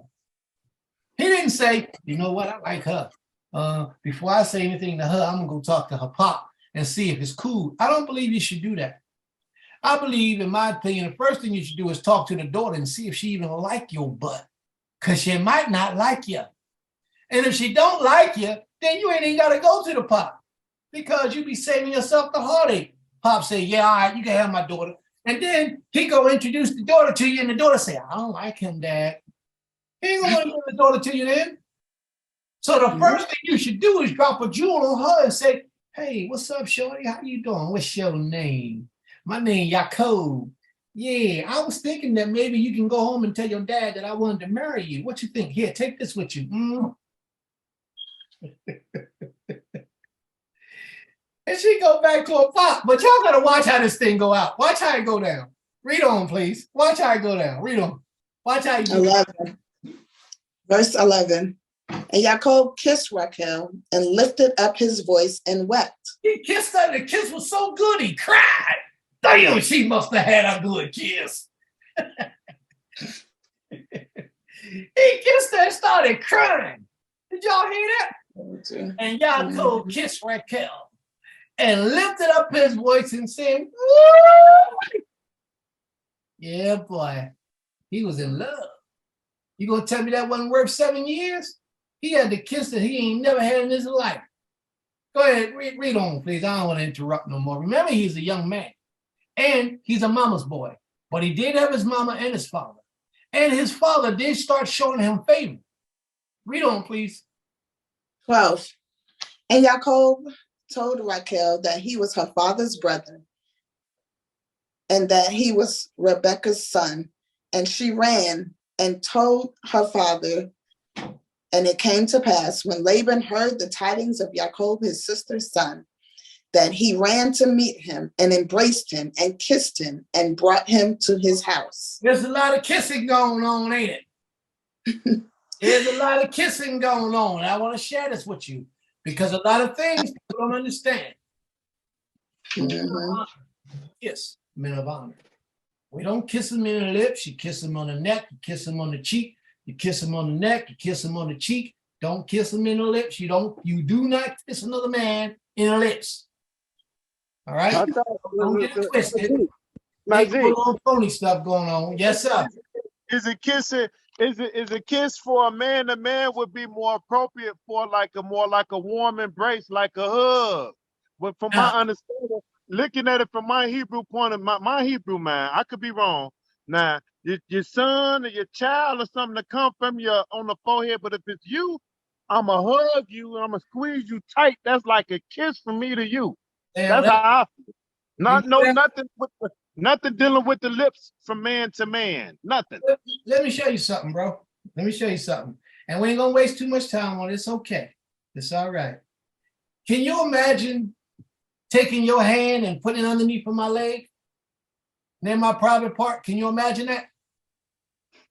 For medical reasons, absolutely, but We nothing ain't else. talking about no medical reasons, bro. We talking about two men. You asked a question, I gave you an answer. Only for Nope. medical reasons, Nope. nothing for Okay. pleasure. Then there you go. Here you go. Our forefathers did that in a way to show that I mean what I'm saying. See, a man ain't gonna get that intimate with another man unless he mean it. I give you my word. And that's what we do. When our forefather Abraham had Eleazar to swear to him that he would do what he promised to do, he put his hand under his thigh and he put his leg on it. And that was a way of showing honor. When our forefathers greet each other, they greet each other with a kiss. They can give you a hug, sure. They give you a kiss. It's an honorable gesture. Honorable men move with an honorable spirit. And that honorable spirit required sometimes giving a brother that you respect on that level a kiss. Sure, you might give him an embrace, you might give him a hug. Even if that's what you do, that's what you do. But commoners will receive kisses like that. Brothers that just cool with you, we cool. We cool. But honorable men that you hold in high esteem, it's a different level. It's totally different. But if you're not familiar, it's cool. I understand. I ain't gonna hold you to it. It's no big deal. But in the scriptures, look the word kiss up. You'll see it. Look all over the scriptures, where all the different locations where you see it. It was always honorable men receiving those kisses. Bad men, jokers, they wasn't getting nothing. But honorable men who represented the Creator, who stood on all square, they was the ones who were receiving the kisses from people. And they were the ones who were giving the kisses out to other honorable men. So I say that because it wasn't no homosexual stuff going on. Jonathan and David kissed. And people, no, it wasn't that. It was honorable. It was an honorable thing that they did. It wasn't about no homosexual stuff. But it's cool. And I respect your opinion. If that's how you see things, that's how you see it. It's okay. We could do that too. You know what the embrace is, the embracing. That's what I just said. It's an embracing. It's nothing dealing with the laws. We all understand that that's an abomination. That's an act that's injurious to others. I was just basically going off of it, and I put it with it. I'm gonna do that. I'm gonna look that word up. So I'm gonna do some more research on that word. Kiss. That's right. All right, family, let's go. We getting good now. We getting good. Where we at? What verse we on? We're on 12. Well, yeah. Well, I mean, we're past it a little bit. I was going to read it again. Okay, go ahead, read it. Okay. And Jacob told Rachel that he was her father's brother and that he was Rebekah's son.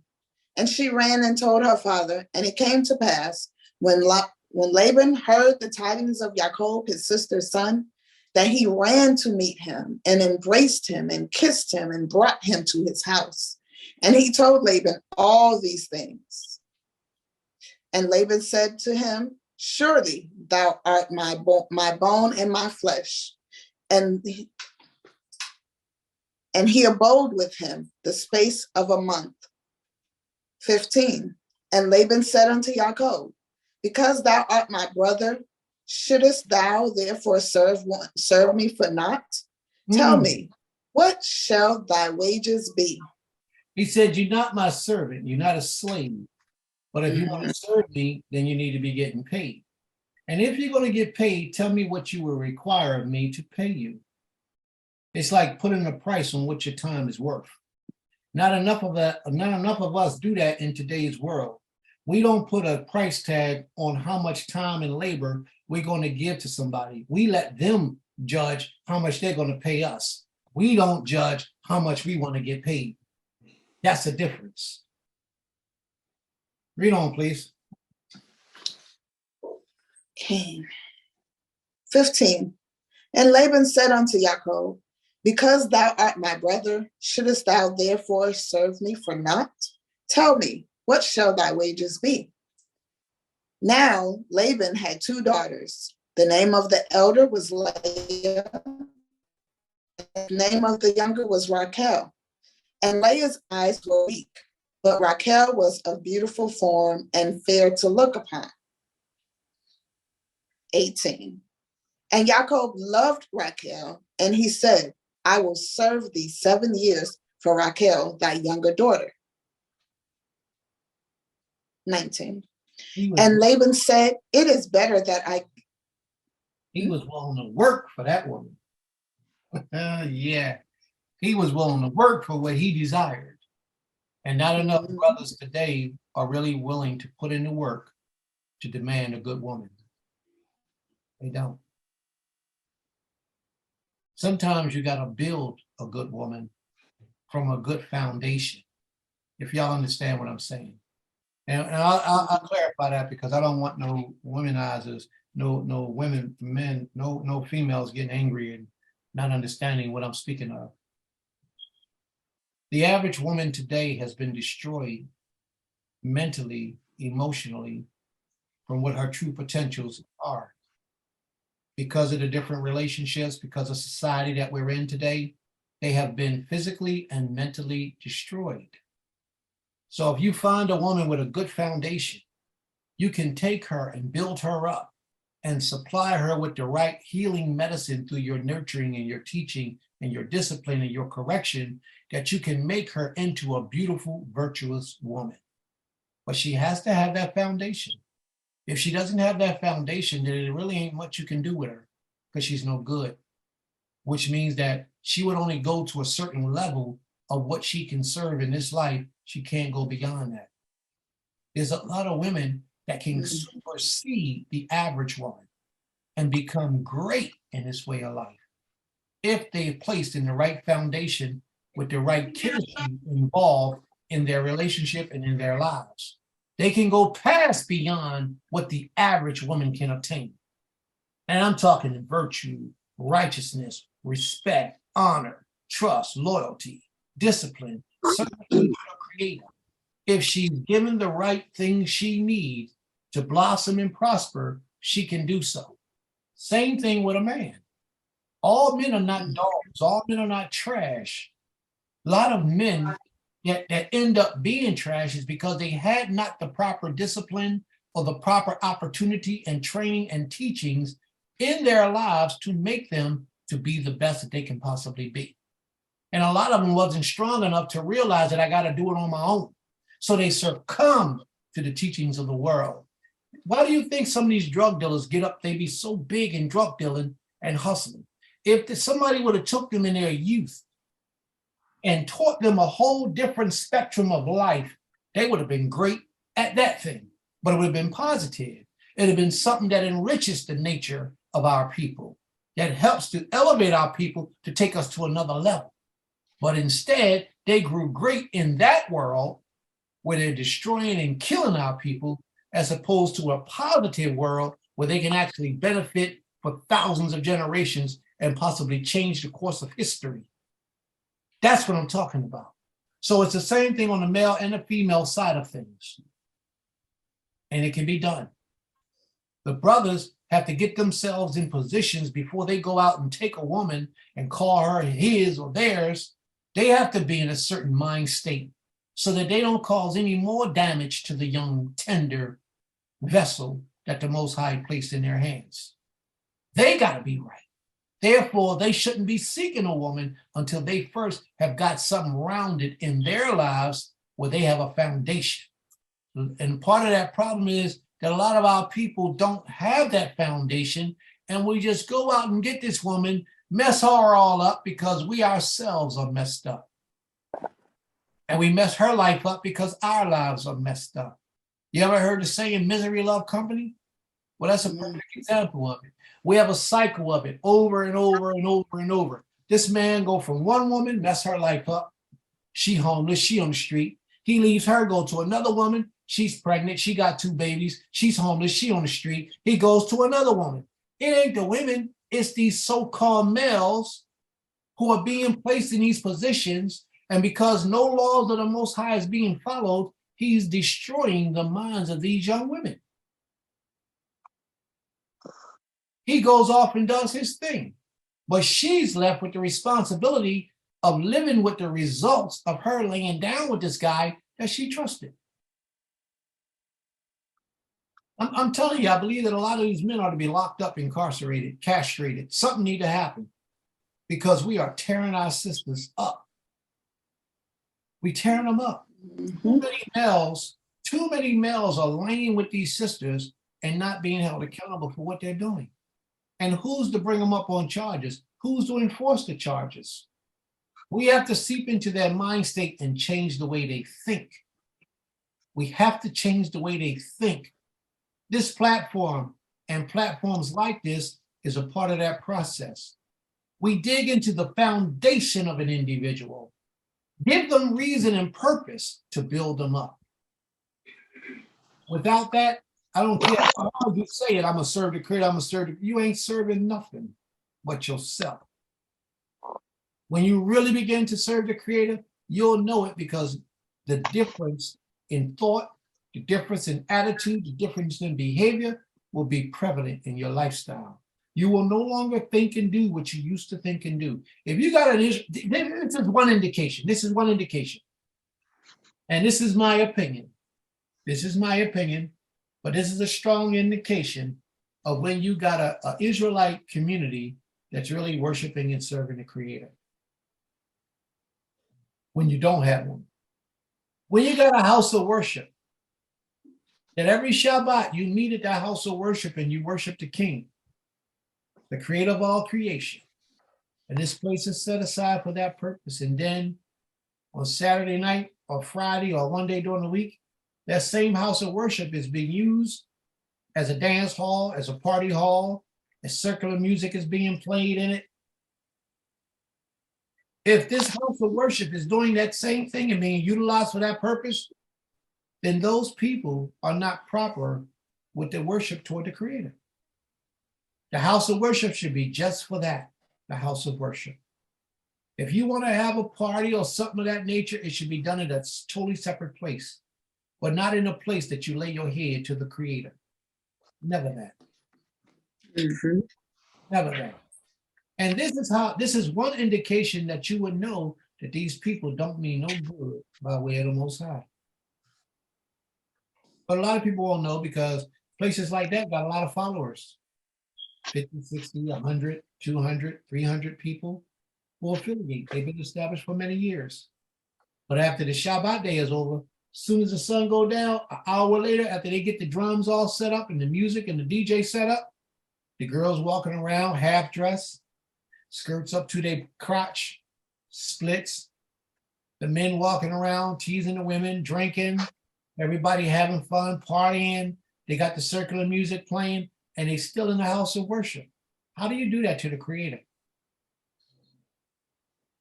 If this thing is going to be holy, it must be holy at all times.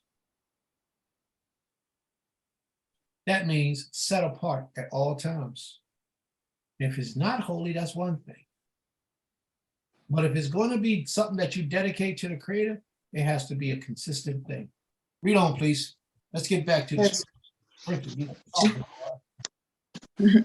Genesis, Better Sheets, chapter 29, verse 19.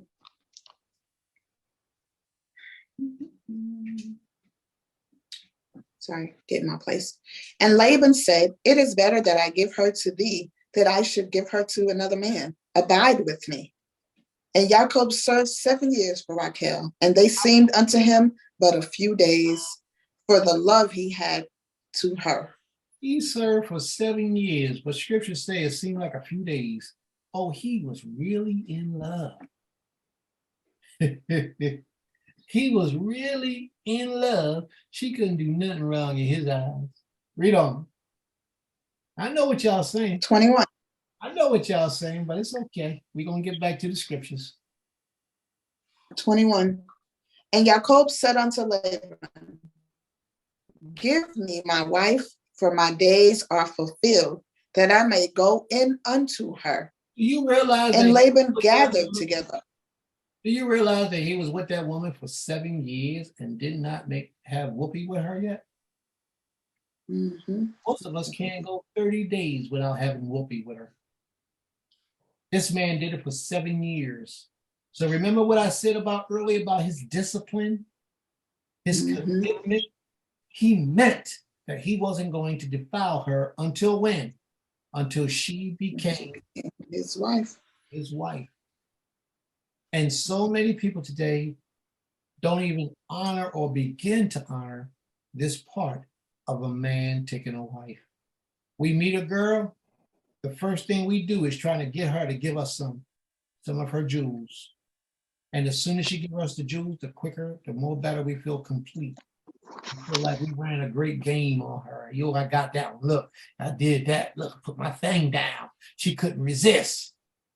But you don't realize that what the damage that you're doing to this young lady. Not only the damage you're doing to the young lady, but the damage that you're doing, the psychological damage that you're doing to the future of your relationship with that young lady.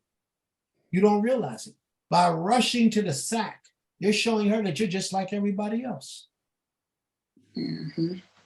By rushing, and I'm talking within a day, within a week, within a month, you're showing her that you're just like the rest of the people in the world. Our forefather waited 7 years. Matter of fact, he's going to turn around and wait 14 years for a woman that he said he loved. You follow me? Mhm. Most of us don't know nothing about that. We meet a young lady. She said, well, if you love me, you will wait. You will meet my father, and you will give me at least a year to get to know you before we have sex. He gone. That's too much for him. He don't want to do that.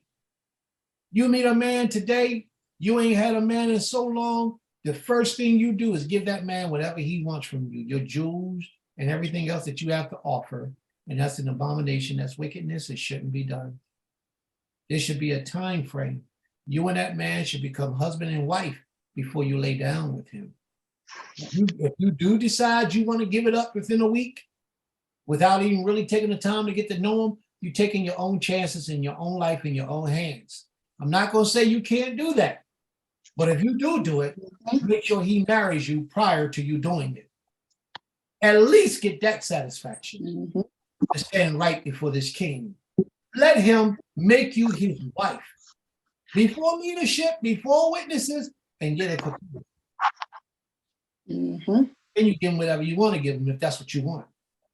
But if you want to do it the best way, the smartest way, the wisest way, at least 6 months, court him for 6 months to get to know him, get to know his habits, get to know his traits, get to know what's expected of you, what's expected of him, his history, his health history, see if he got any mental illness in his family, how close, how far away. These type of things you have to know when you decide to take a wife or take a husband. And we don't learn that in a week or two. I'm not saying you can't marry somebody in a week. If that's what you want to do it. But at least make sure that you're married before you give him your most prized possession. And that's you. Because once you do it, you can't undo it unless he allows it to be. There's no woman in Israel today giving a man a bill of divorce. Nope. If he doesn't give it to you, you're still his wife. And that means that if he leaves the household and you didn't get a bill of divorce, you can't marry nobody else until he gives you a bill. unless you take him before the judges and leadership or elders of some way and have a hearing or some type of sit down, and it's brought up that he's not doing what he's supposed to do for you as a wife, then you could be awarded the ability to marry someone else. Most High doesn't have it where you just going to suffer. He has it where you do things lawfully, he'll take care of you lawfully. If that man leaves you for 3 years and don't send no provisions, no nothing for your well-beings and your cares, the Most High said you're able to go out. If he takes another wife, which usually they do, you're able to go out for free. If that man does not provide these things for you, then you're able to go out for free. But you don't just take that upon yourself and say, well, I left that nigga because he did this. No, you go to leadership, talk to leadership. You have a sit down. Leadership attempts to reach out to the brother. If they can't get him, they can't get him. After a certain period of time, leadership will award you a divorce. And this is lawful in the eyes of the Creator. You don't believe me? Deuteronomy, the 17th chapter. And explain it all. Let's read on. Verse 19, I'm sorry. Verse 22. And Laban gathered together all the mess of the place and made a feast. And it came to pass in the evening that he took Leah his daughter and brought her to him, and he went in unto her. For a second, please. Laban gathered together all the men of the place. Laban knew what he was doing.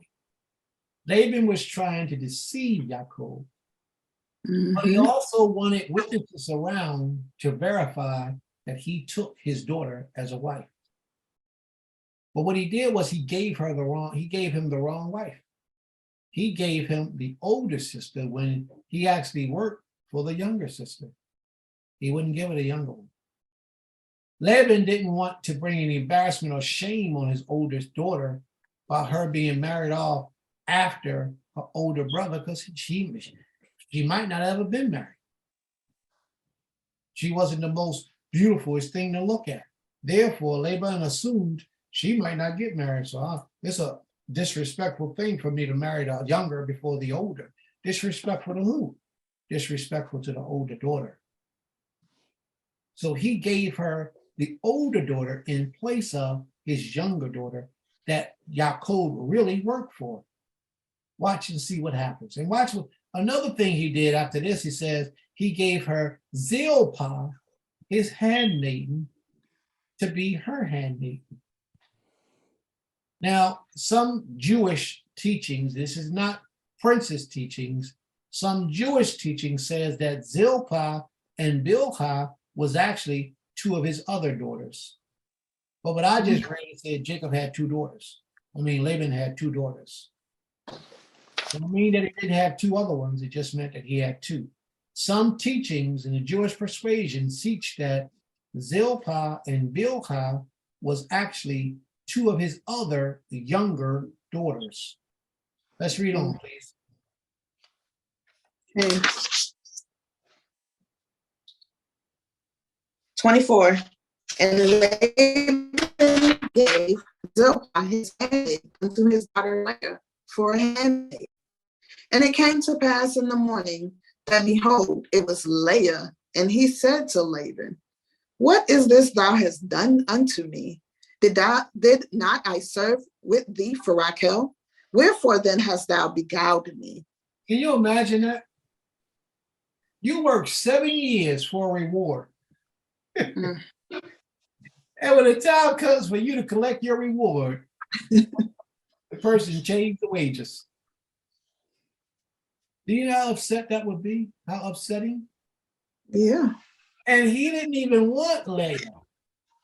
It wasn't his desire to have Leah. Nope, he didn't receive any punishment for that. It was wicked. He was the man of his house. No one was there to judge him but the Creator. Right, I was going to say, it was nobody over him. Yeah. So let's see what happens. What does he say? Just wait. 26. And Laban said, it is not so done in our place to give the younger before the firstborn. fulfill the week of this one, and we will give thee the other also for the service which thou shalt serve with me yet 7 other years.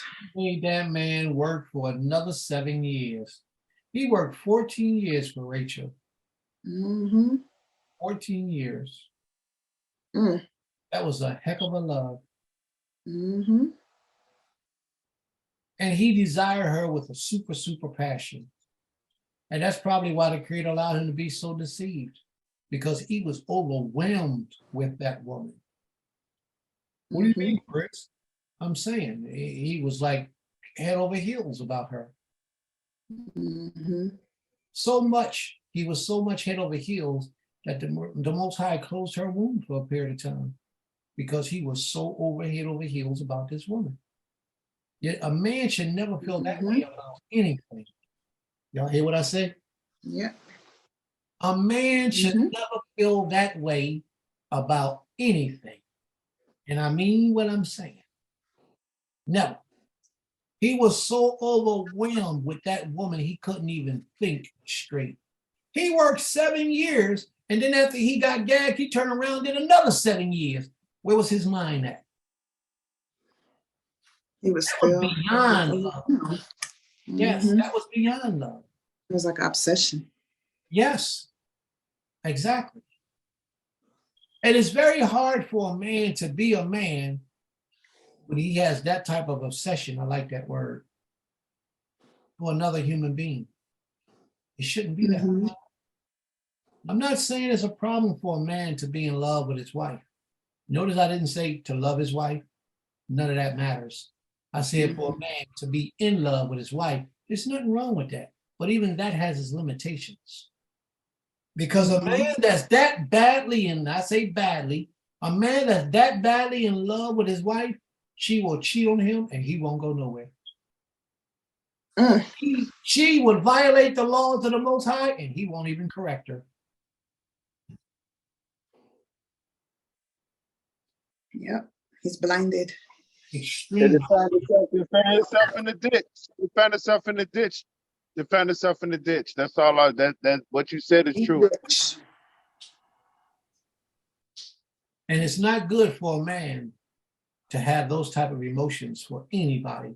Do you notice that the Most High never tells the man that his desire should be toward her, but it says her desire should be toward him? You got a job, man. You got a job to do. You can't be sidetracked with your desires to be in a place for a woman, flesh and blood, to that degree. Because that flesh and blood will make you turn away from Yep. me. Mm-hmm. Now, Zilpah, Bilhah, Rachel, and Leah was raised up in a pagan's house. Mm-hmm. They were raised practicing pagantry. Do y'all know that? Okay. They were practicing paganism. Just like we go out and marry a woman who calls herself a Hebrew Israelite, but she's stuck in the New Testament. She's a pagan. For real, she's a pagan. Just like a lot of these Israelite brothers who call themselves Israelites, but they teach that JC is the king. He's the creator. Or he's honored, due worship, and praise. But they can't move and speak or teach without bringing them up. A lot of people like that. Mm. They're just Hebrew Israelites practicing Christianity. They don't realize that. When you leave Christianity, you have to leave everything about Christianity behind. Their deity, you turn your back to it all. You got to leave it. Yeah. A lot of our brothers have not done Let so. it go. A lot of our brothers haven't done that. They still hold on to those Christian deities, although they know they're Hebrew Israelites. So they're practicing paganism. He wants her. Now, I'm not saying, brothers, if your woman is practicing something other than Torah, that you can't teach her if she's willing to learn. But she has to be willing to learn. You can't force it upon her because she's never going to receive it. You offer, if she bites, then you can feed her. If you offer and she stands her ground, leave her where she stands. She's not worth it. Because she will end up taking you where you don't need to be. And then you're giving your power, your strength over to a woman. And it's A not deity. something that you shouldn't do. All right, let's get back to the scripture. Where we at? She worked Okay. another 28. 7 years for this woman. Read on. Genesis, Bereshit, chapter 29, verse 28. And Yaakov did so and fulfilled her week, and he gave him Rachel, his daughter, to wife. And Laban gave to Rachel his daughter Bilhah and Laban gave to Rachel his daughter Bilhah his handmaid to be her handmaiden. And he went in also unto Rachel, and he loved Rachel more than Leah, and served with him 7 other years. Wow. Wow. Read on, please. So he actually gave her to him to be a wife, but he still wanted them 7 years from him. Mm-hmm. Read on. So right now he's having 2 Nashim. He Four. has 2 well, Two. he has 2 Yeah. Nashim, and his Nashim has handmaidens. The Mhm. handmaidens are off limits to him. He's not to sleep with the handmaidens. They're not his Right. wife. Read on. Not yet. 31. And the Most High saw that Leah was hated. He and saw he what? opened- What the Most High see? That Leah was hated. What did I tell you about how our brother saw Rachel? He gave Rachel too much of him. He was Mhm. infatuated, overly zealous for her, so Mhm. much that he despised his other wife. He didn't give Mhm. her what he should have gave her. He could have divorced that woman. He could have divorced and said, no, I don't want her. She's not seeming in my sight. Take her back. No, I don't want her. But he didn't. He held on to her as a wife. Y'all understand what I'm saying to you? He Yeah. could have divorced her, but he didn't. He held on to her. Therefore, if you hold on to her, you got a certain Yes. way that you have to treat Responsibility. yourself with her. Yes, but he failed to do so. Why did he Yeah. fail to do so? Because he was beguiled by Rachel. Yeah. Another time when and she might have been a beautiful sister in spirit and nature, but he didn't know that when he fell in love with her. He only fell in love with her looks. Mhm. Remember what I said about a man? Mhm. We are attracted to that which we see. The physical thing is what attracts us first to an individual. And then after that, all that other stuff matters. Same thing with a woman to a degree. Mhm. So what he did was he saw her physically and said, oh man, who daughter is that? Oh, that's Laban's daughter. Hey, sis, watch me move this big rock for you. He showed off. He did all that stuff. He went out of his way to Mhm. show her he was manly and that he could handle her, he could take care of her, he could provide for her. All that stuff was cool. But he never stopped showing her. There comes a time when you got to stop showing and you got to start living. Mhm. Yeah. It's almost like talking the talk and then start walking the walk. Mhm. But he never did that.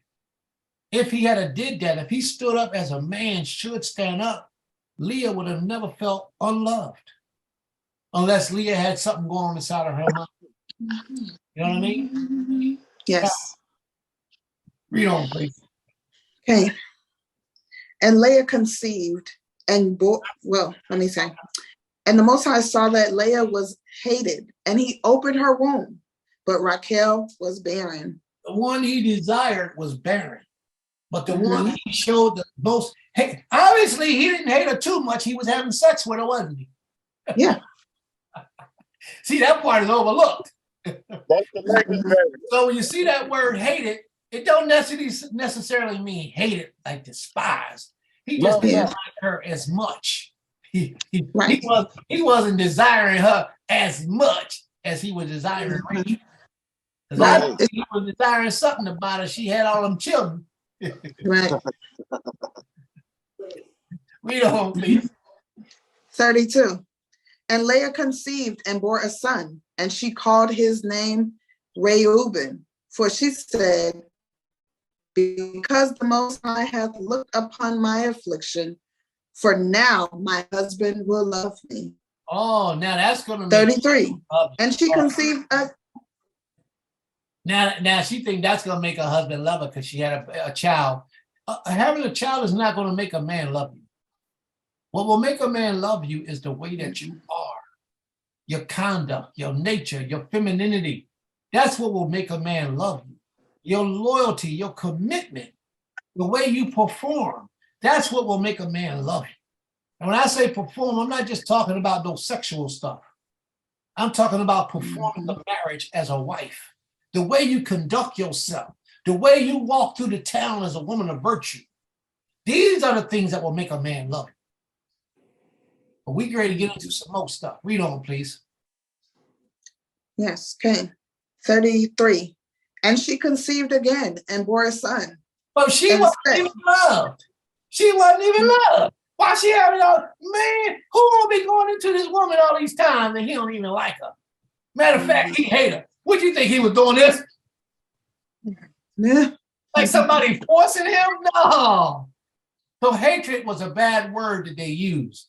It should have been he loved her less. That's what it should have been. Because he was still liking her too. Something was good about her. He had all them children by him. Don't let nobody deceive you with that stuff talking about he hated, she was hated. No, she was mistreated, she was loved less. Therefore, the Most High opened her womb. Mm-hmm. And the children that she bore, watch the children that she bore. She did, Powerhouse. her first child name was Reuben. Mm-hmm. And then she had another child. Read on, Ima, please. 33. And she conceived again and bore a son and said, because the Most High hath heard that I am hated or unloved, he hath therefore given me this son also. And she called his name Simeon And she or Shimon. And she conceived again and bore a son and said, now this time will my husband be joined unto me. what I tell you, Levi mean? Joined unto me, unto the Creator. She's still fighting for the acceptance of her husband. This is deep. When you really look at it, she done had 3 children by this man, risked her life 3 times for this man, but yet she still doesn't feel loved by this man enough that she could feel comfortable being his wife. You know why part of that is? It's because the love that he showed for Rachel far, far, far exceeded what he showed for Leah. And that made Leah feel like, oh, he don't really love me. He don't even want me. He might have been spending 2 nights a week with her and the other 5 nights with Rachel. Mm-hmm. You know what I mean? It's not that he didn't love her. He just loved her less. You know, a lot of people ask you a story, well, how you going to love more than one woman at a time?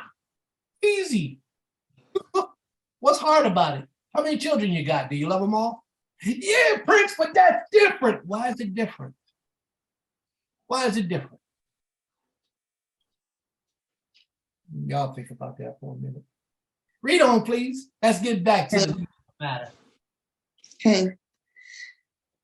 Now this time will my husband be joined unto me, because I have borne him 3 sons. Therefore was his name called Lewi. Because he was joint unto me. And Levi means joint unto me. You know? And she conceived again and bore a son. And she said, this time will I praise the Most High. Therefore she called his name Yehuda, and she left off bearing. Wow. So she was the mother of 4 of the most prominent children of Israel. Mm-hmm. Levi, Simeon, Shimshon, Reuben. Simeon and Reuben. And these were some heavy hitters in Israel.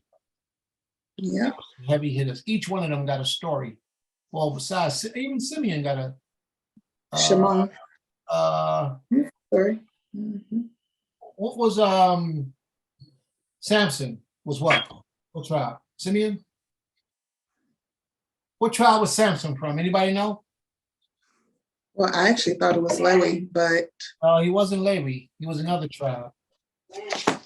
which is as you say, Gad. Gad? Was it Gad? I'm looking it up I now. thought Gad, but I wasn't sure. Samson. What tribe is Samson from?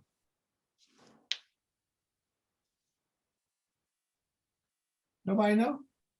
I'm looking it up. He was Dan. Dan. Okay, Dan. Oh yeah, because he was a judge. Then shall judge. Dang. All right, so here we go. Now, we down to the 30th chapter of Genesis. It's now Sunday. 5:37. So I think we probably should, I got a dynamite portion. I wanted y'all to get to 30 today, but we didn't get there. So next week, I'm just gonna have to drop them jewels on next week on y'all because 30 was the chapter that I was gonna bring. I told y'all when we got started, 30 was the chapter that I had some great, marvelous things to drop forward to you that I'm pretty sure most of us are not aware of. 30. So y'all have to join me next week, same back channel. 11 o'clock, Creator willing, next Shabbat, we'll start on chapter 30. So before we leave, before we close it out, we'd like to know, at this time, we like to take questions. Yes? You said 11 was started chapter 30? You mean 3? We're going to do 30 in the morning? Next Shabbat, no. Mhm. They said we're going to start at chapter 30. I said we meet again next Shabbat at 11. And we're going to read chapter 30 next week. But we're not going to class with it. We never do. We always open. All right, just for clarity. That's how it's going to go. Whoever didn't make it to class earlier in the day, y'all missed a very, very good part of the first part of the class. Would y'all all agree? Was that thing dope? That thing was dope, wasn't it? That part of the class was on fire. Look at Drusilla smiling. Look at Drusilla smiling. You see her smile? Yeah. She knew it. She was there. Okay.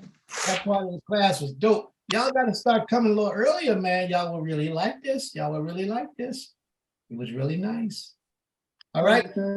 So we're going to close out. Before we close out, we want to see if there are any questions, any comments. Anyone would like to make any statements or comments about anything we read today? Anything you may have learned today? Yes, Emma. Yes, Toda, I have a question. It is not regarding something that was said today, but it is a question on my mind. Something I heard last night.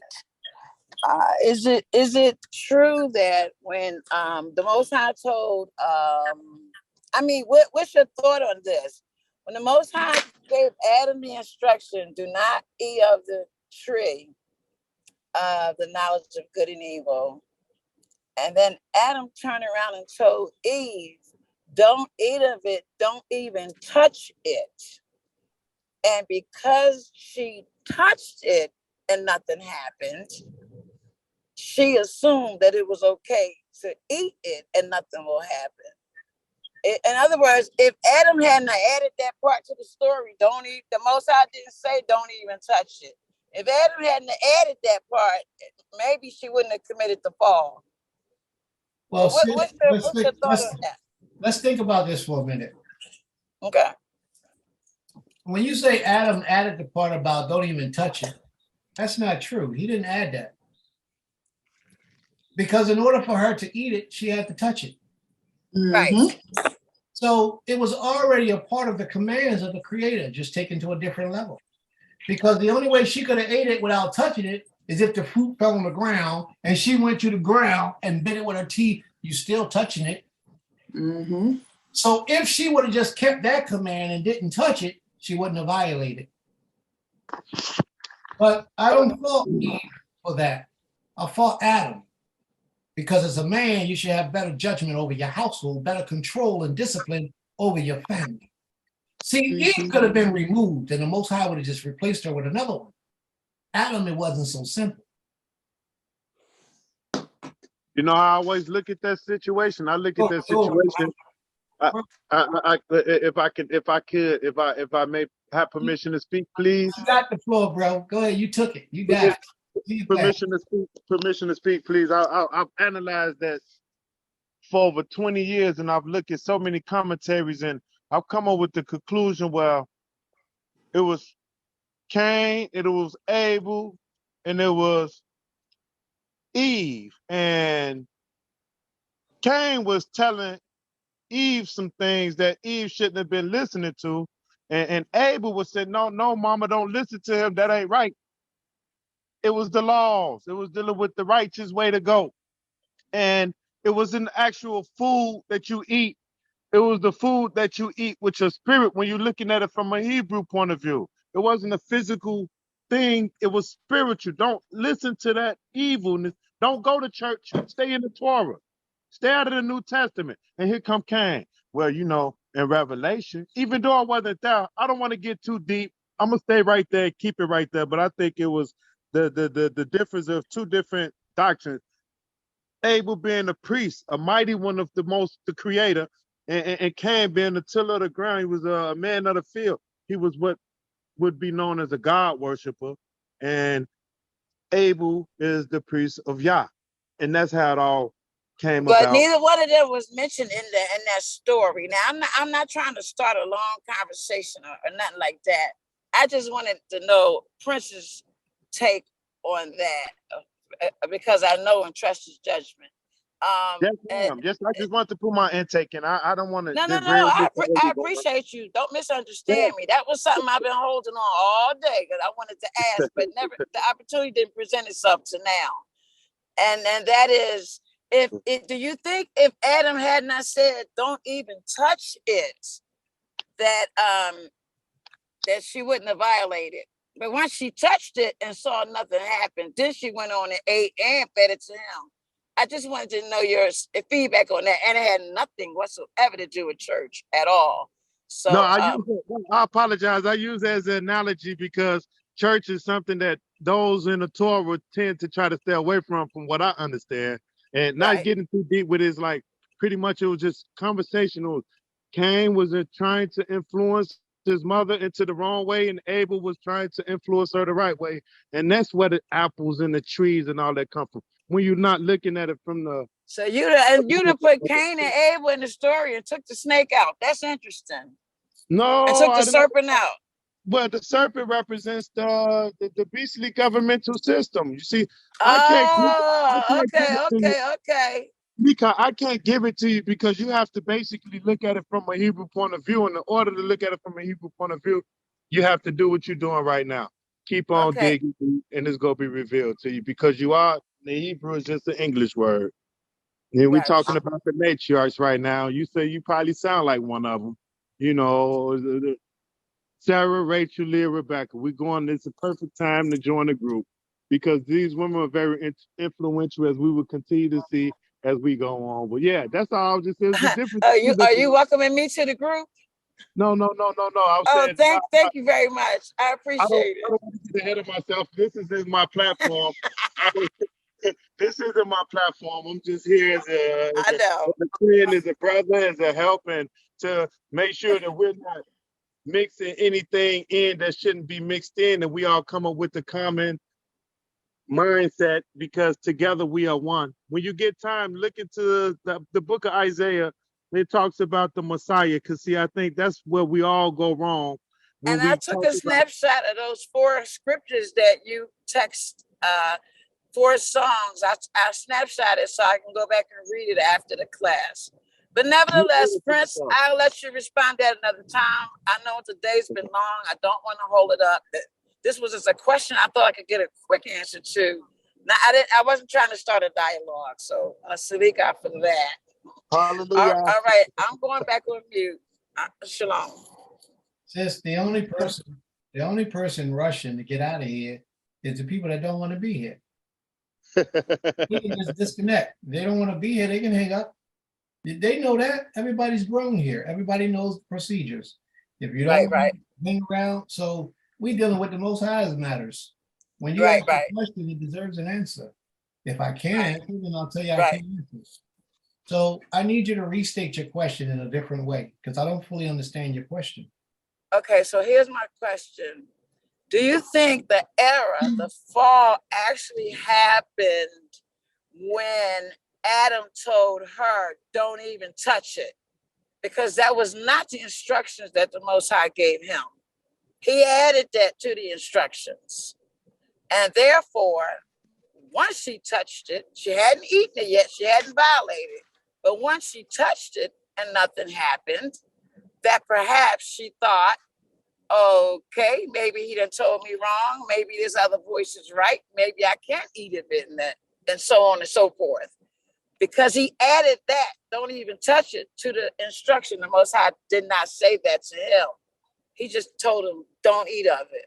So my question is, do you think by him adding that to the story, to the instructions, and then she touched it and nothing happened, that she thought it was okay to go ahead and violate? Where That's does my it say, question. where does it say she touched it? No. Yeah, Is that's that- what I'm looking for. Do you understand? I didn't say that she said she touched it. Okay, but What you I said, you I said Adam told her, don't eat of it. Don't even touch it. right? The Most High did not tell Adam that. Right. The Most High just told Adam, don't eat of it. So at some point, she obviously touched it against her husband's will. And once she touched it and saw nothing happened, then she thought, okay, well, maybe we really can eat of it and we would become more like El, and so on and so forth. So my question is, by him throwing that in the instruction, like if you tell your child, don't get on that step to get to that cookie jar, and then your child tells the other brother, don't get on the cookie, touch the cookie jar. Well, he got on the step. Don't even get on the step. Oh, let me say it flip. Mom said, don't eat from that cookie jar. And he tells his brother, don't eat from that cookie jar or you're going to get punished. Don't even get on the step to the cookie jar. He threw an extra part in the instruction. And my question is, because he threw that extra, yes, because he threw that extra part in the instruction, don't even touch it, is then once she touched it and nothing happened, that caused her to think she could then go ahead and eat. No, I don't think that's what took place, sis. And I say that because that's not what the scripture, that doesn't support scripture. It doesn't say anything about she touched it and then saw it and then say, okay, well, let me eat it. Doesn't say that. All right. What it does say is that she saw that it was good for food and she ate and gave to him also. In my understanding, in order for you to eat something, like right now, if you was eating a vegan cheesesteak right now, right, sis? Right, I'm listening. Yes, I'm listening. You was eating a vegan cheesesteak right now, and then I told you don't eat that cheesesteak. But you took that cheesesteak and you put it in your hand, you moved it all around, you moved it to one side of the room. Did you violate what I asked you not to do? No. All right. If you said don't touch, No, I didn't that's my say that. point. I said, And that's my point. And that's my point. You're not letting me finish this. Okay. You gotta be patient with me. You know I'm slow. No, you could. You gotta be patient with me. So if I ask you not to touch that cheesesteak, and then you take that cheesesteak and move it on the other side of the room, move it on the other side of the room, and then I come in there and say, hey, did you eat that cheesesteak? You say no. I say, okay, go ahead and eat that cheesesteak. Do you got to touch the cheesesteak in order to eat it? Yes or no? Yes, you have to touch it in order to eat it. All right. So if I didn't want you to eat that cheesesteak and I said, don't touch that cheesesteak, what does that mean to you? But he didn't, that wasn't it. That's my point exactly. That was not the instruction. Oh, the Most High. You're not listening to me, sis. I understand where you're trying to go. But what I'm trying to say to you is sometimes we understand that when the Most High say don't eat something, he means don't even touch it. Because if the only way that you can eat it, you have to first touch it. That's right. So if he already said don't eat it, and you say, well, don't touch that, then they can't eat it, can they? If they don't touch it. That's correct. So therefore, Adam didn't add to the word. He just enhanced it. He said, don't even touch it. So that's the same thing. The only way he can eat it is to first touch it. So if you know that you can't eat it, but yet you tell her don't touch it, you're telling her the same thing. She can't eat it unless she touch it, unless anybody else in the garden, she gonna tell a monkey to pick it up. Feed me that. No. So I think my only point is that by Adam adding to the instruction, it left more room for the fall. if he had just simply said what the Most High said, don't add nothing to it and don't take nothing from it.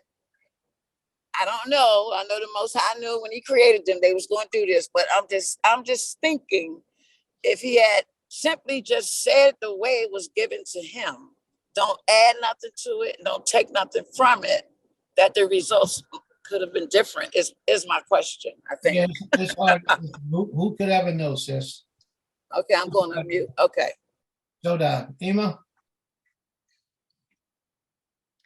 Okay, I'm reading in Genesis chapter 2, where it talks about this. And nothing that I read says that Adam actually verbalized. It doesn't show that he verbalized those instructions to her. It does show her having the conversation with the serpent and her saying that she was told not to eat or touch it. But it doesn't say that. It doesn't show her and Adam's conversation about it. It shows the Most High giving him instruction. And then it shows her and the serpent having the conversation. So I'm trying I to see. So she's giving her interpretation. Sis, 1 second, please. Ema, go ahead and finish. So I was just more trying to just say, like, I don't, because I read it a few times just to make sure, but I don't know who said that to you, Malka, but it doesn't show where, at least I don't see it, unless somebody else sees it and can show me, where Adam says to her, don't touch of that tree or don't eat of it. Because once she was formed, the only thing that it shows, he said before she meets with the serpent, he says, this is now bone of my bone and flesh of my flesh. She shall be called woman because she was taken out of man. Therefore shall a man leave his father and his mother and shall cleave unto his wife, and they shall be one flesh. And they were both naked, the man and his wife, and were not ashamed. Then it goes into chapter 3, where now the serpent was more subtle than any beast of the field, which the Most High had made. And he said unto the woman, yeah, hath the Most High said, ye shall not eat of any tree of the garden. And the woman said unto the serpent, of the fruit of the trees of the garden we may eat, but of the fruit of the tree which is in the midst of the garden, the Most High has said, ye shall not eat of it, neither shall ye touch it, lest ye die. And the serpent said unto the woman, ye shall surely not die, for the Most High doth know that in the day ye eat thereof, then your eyes shall be open, and ye shall be as the Most High, knowing good and evil. So, I don't see where it says that Adam told her. I think just like when a teacher teaches, we have instruction, but I think sometimes, like when my Ish tells me a lesson, and I might write notes, or I might go by memory, and then I might say it to someone else, oh, my Ish said da da da da da, and I might say something that he didn't directly say, but I added to it from my own interpretation or reflection of what he said. So I think whoever said that to you is incorrect by saying that that's what Adam said, because then they're now adding to the words of what the Most High, they're not adding to this book, and that's not what's said. So I just wanted to bring that out, because when you said it, I kept thinking like I've never heard that before. Well, I don't even recall that being done. So I don't, I'm glad you asked the question though, because sometimes people can interpret things and confuse another one. So that's why it's so important that we always ask questions. So, and it gives us a chance to go back and read and reread and reread and get better understanding. Sister Malka? Oh, I'm sorry, sis. Do you have a rebuttal to that? You want to respond to that, sis? I see your hand, bro. No, I don't have rebuttal. I'm all ears. Okay. I just have to keep tapping my phone in order to talk, so I didn't want to miss it. Go ahead. You got it. Prime Minister Moshe, you had your hand up? Yeah, I just have a question for the sister who just one quick question now. When you read it, actually this question is for myself and everyone in this room right here. Just the question I want to know is, when you're reading this, are you looking at it in the physical aspect or a spiritual aspect? Are you looking at it as it's something where it's something that was instructed, because that word was mentioned, instructions? So can you eat instructions physically? I mean, are you looking at this from a physical point of view, or are you looking at it from a spiritual point of view? And I think that may be able to assist you with what you're looking for, if you know which direction you're going with it. Because I'm getting nothing but spirituality out of this, nothing physical. I can't see people walking around eating and food. I'm seeing some teachings. It's teachings. It's a doctrine that's going on. Like right now, we're talking with each other. It was word of mouth. Okay, very good, my brother. Thank you for your opinion in that matter. I understand. There's always some spirituality to the physical things. I understand. Well, sis, let me ask you this question. And Ima, this is for you as well. Mhm. If Hawa was Adam's wife, is it his job to instruct his wife of the commands of the Creator? Okay. Okay. So if it is his job, then why is it that we know the Most High didn't speak to her because she wasn't even here? Right. Why is it that Adam did not give his wife instructions? Why would you assume that he didn't give his wife instructions as to what to do pertaining to that tree? Well, I assumed that he did give her instruction. What I was saying, when she spoke with the serpent, she took her instruction and added to her understanding of the instruction. It So- just does not portray in the wording that they had a conversation. But in order for her to even know that much, that shows that her husband had to tell her something. Okay. She just took it in, when she had her conversation with the serpent. Okay, very good. Good example. So now we're past the fact that her husband gave her this command that she repeated back to the serpent. Mhm. That's cool. Still ain't got no issue with that. So now, my concern now is with the sister's understanding of where she's at with this interpretation of things, saying that Adam added to the word. In my opinion, Adam enhanced it. And what I mean by enhanced it, he told her, don't even touch it. Mhm. If she repeated correctly what he said to her, then I would think that he enhanced it. Not adding to the word, because in order to add to the word, if he would have said, don't touch that tree and don't touch that plant over there, to me, that's adding to the word. But the Right. I don't want you to eat it. And he said, don't touch it. Matter of fact, he said, don't eat it, but don't even touch it. That's the same thing to me. Mhm. So in order for you to eat, you have to touch. So in my opinion, he didn't add to the word. He was very clear to him, telling his wife what not to do. And then he reiterated and said, don't even touch it. So that's how I understand that scripture. Mhm. I don't think he messed up. I don't think he added to the word. It's I don't think he did anything outside of what he was commanded. mhm. Yeah. It's Okay, kind well, of like I a temptation thing.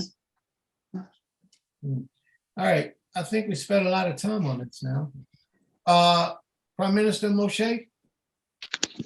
I just wanted to read it here. I just want to just recap it because I'm reading it differently than when most people would read it. This is the way I'm reading it. And I'm just only going to do 4 verses. I'm 5 verses just highlighted for a We're going to reason. do 5 verses. This real Genesis 3, 1 through 5. Now the serpent was more subtle and crafty than the beast of the field. We gotta go back to what this word beast. What is this beast of the field? We're not gonna get too hung up in it. I'm gonna just point out key words. Yahweh had made, and she said to the woman, has Yahweh indeed said, you shall not eat of every tree of the garden?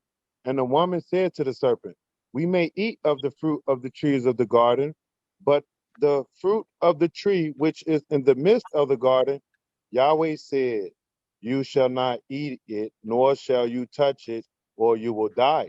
And the serpent said to the woman, you will not surely die, for he knows that in the day you eat of it, your eyes will be open, and you will be as gods, Elohim, knowing righteousness and evil. That's it. Your eyes was open, and now you are all calling yourself. We Elohim, Baruch Atah, Elohim, and Edonim. When originally we were not dealing with this, the mindset. I can't explain it in English, but that's all I was wondering. Were you looking at it from a physical point of view because it's spiritual? Don't listen to them lies. Don't listen to that God worship, because you will understand that Yahweh is not the gods have nothing to do with the creation. It's tied up in this word Elohim. We got to go back to that one word. And I think once we get to Elohim and Adonai and we all come into one unison, then our mindsets will be the same. Because I can't be over here saying Yahweh or Yahweh, YHWH, and everyone else saying Elohim. We're not going to be in agreement with each other. So I don't want to get too deep into it. Moving forward, we're going to grow. We're going to get it together. I have patience. That's all I wanted. All right. Thank you very much, bro. Prince, can I say something? You have the floor, sis. Thank you very much, Princess, for reading that. Because I assumed that Adam told her that because she said it. But when you said, like, from a teacher's perspective and you broke it down, then it made me consider. And thank you, Brother Moshe, for trying to help me take it to the next level, to a spiritual realm. And I believe that that might be the missing link for me, because all of it I'm trying to see in my mind on a physical level. So I appreciate your response. Told everybody. All right. End of all. End of all. So I wanted to, you asked before about today's lesson. Yes. So I wanted to, when you were talking about, you know, how did, like, in those times, you know, our foremothers didn't have flashlights, you know, and then it just made me think about, and you talked about even our forefathers and foremothers of this time that we can kind of grasp and say our great grandparents, you know, that we can still touch in some way on this land. You know, they didn't have certain things at night, but I guess in my head I'm like, they use the feel of the earth, you know, they use their ears more for their sight, and their nose for smell to be able to guide them. And I say that because when I was a teenager, I don't remember how old I was, but I had an uncle who, y'all making noise, I can't hear myself. I had an uncle who had us to reenact the Underground Railroad. And he took us into some woods. It was dark, and he basically had us crawling through places. And I mean, it was pitch black. He didn't even have dogs, but they started making noises like dogs. And I could tell you, my spirit felt like we were really running from the master. And we had to rely on a person who was leading us. We had to hear what he was saying. And then we had to rely on every touch, every smell to be able to guide us. Because, and it just really makes you realize that that's where the Most High says, follow the stars and the moon, you know what I mean? And get in touch, in tune with the earth, because that's where we're from. And a lot of times now we rely on so much, if the lights go out, we in panic. But a lot of times if we just lay there and allow our eyes to be opened in that darkness, he'll let us see everything through the touch and the smell and the feel, you know, and just the insight of that, and allowing your spirit to just take that, envelop that darkness inside of you. And then the light it'll appear. But I just know from that experience, it gave me so much more insight of when you go into them woods in the darkness of the night, you know, to listen for certain things, to hear for certain things, to feel for certain things. And then, like I think Sister Tusila said, our forefathers studied that earth. I don't believe that our ancestors, when they ran, that they didn't know in certain ways how that earth was going to go to the left or the right. You know, I believe that they studied it in the daytime. There was somebody who may have done some traction, who did some recon, is what people like to call it. So, you know, and I believe in the same in that, you know, with our ancient mothers and fathers, the same thing happened. So I think, you know, sometimes we try to equate how we are today to how they were, but they didn't even have access to a lot of things that we have. And then the last thing I wanted to say was that last chapter of Leah giving birth to those 4 sons. So many people be like, I'm a daughter of Raquel. and they don't even, and that's because they want to be the daughter of the loved one, quote unquote, I'm saying, but they don't even see that if you call yourself a Judite or a Levite or Reubenite or Shemonite, you came from the one that was less loved. But those are four of the most strongest sons and the biggest tribes. You know, so a lot of times we look at,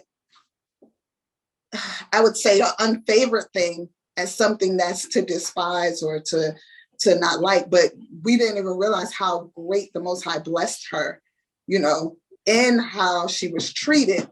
And he gave her some of the most powerful sons that formed the most powerful tribes that so many of us want to claim and don't understand that we were formed out of something of a desire to be loved. And that could be part of a battle that we even have internally, spiritually with ourselves, if we are of those tribes of striving to be loved, striving to be liked, striving to be perfect, you know. So it was a good lesson today. Okay. All right. Uh, I'd like to I'm- piggyback. Ayala? I was thinking about Jonathan and David, how they referred to the moon, the full moon. It seems like they plan their travel around the light of the moon, because it was the moon that was their calendar back in those days. They weren't looking at some Greek January, February calendar. They were looking at the stars and the moon. So I was thinking that they might not have even traveled when the moon was dark or was waning. They probably used the timing of a full moon to travel in those places, like you said, that were very dark. That's what I was thinking. So the moon has always been the calendar, and many of us are going back to that calendar. And the stars were probably brighter too back then. I mean, when I was at my grandfather's in Southern Illinois, I remember how bright the stars were coming from Chicago to the southern part of Illinois in the country. You would just stand outside and be in awe of how bright the stars were. And you never saw that in Chicago. So I'm imagining back then their light came from the sky, the sun, the moon, the stars. This, I agree with you. I do. But even in that light, it's still darkness. It's still dark. I'm telling you, sis. Even with the sun, the moonlight out, it's still dark out there. It's a horrifying darkness. You know, I agree with you with the path of the light from the moon on the full moon, or the bright nights when the moon is shining. It can light up the path for some ways, but once you get up in them bushes, it's a different story. And Iman, I heard you talking about using our nose and our smell, and somebody probably went out and reconned the mission so that they'll know the way, the road, and when we get to certain, you can only do that but so far. Because once you get into another state, that's new territory. If you ain't never been down the road, up the block, and around the corner, then once you get there, you just like anybody else, don't know where to go, don't know where to turn. You got to find your way when you get there. So it's good, and I understand, and I totally agree with you and Sister Tucilia when you say that they probably used it, they probably knew right away. Yep.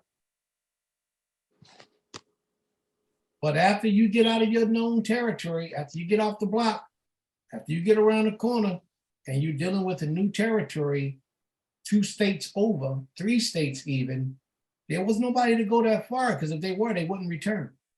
They would have kept going. So that's going to be a different story. Yeah, think about you. No, people did go that far and come back. Harriet Tubman did it. Harriet Tubman did it by herself the first time. That's why she was able to go back and forth so many times. Yeah, You but know her path. you're missing my point. You're missing my point. Okay, I'm Harriet sorry. Tubman- Say that. Harriet Tubman was one person who did it. Mhm. And she did half a way that she kept going back and forth that way. But without Harriet Tubman, besides her, there was thousands of slaves that escaped. They didn't before and after Harriet Tubman's time. Right. So nobody was really going there. Somebody had to be first. You follow? Right. Somebody Yeah. had to go and find out how did they do it. The only point that I'm saying is when they did it, it was horrifying. It wasn't as Oh, simple, yeah, I agree with that. wasn't as simple as us walking down the road. Because Yeah. if we walk down the road, chances are somebody's going to spot us and somebody's going to do something to us, either kill us or take us back to Massa. Mm-hmm. Our Yeah. people ran through the woods for hundreds of miles. And I applaud them because I know that's something that's like super difficult to do. But I applaud them. Mm-hmm.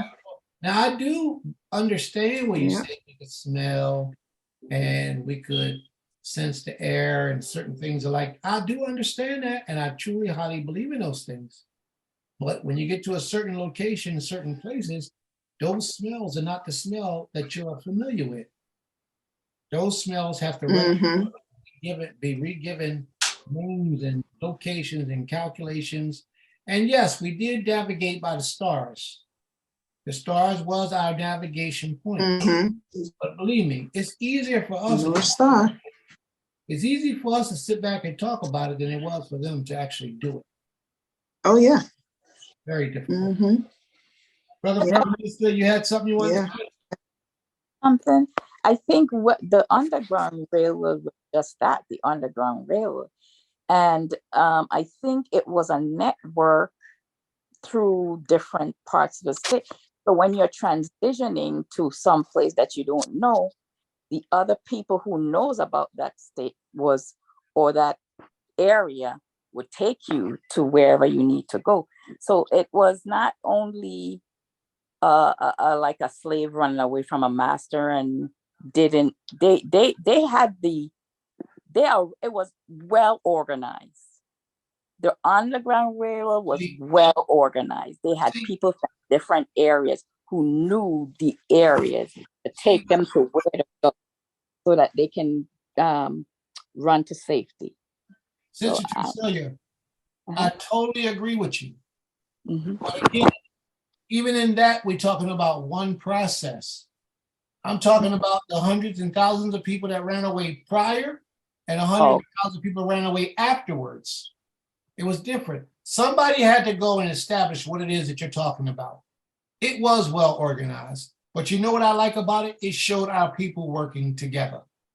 We had a bond that has been lost. We need to get it back.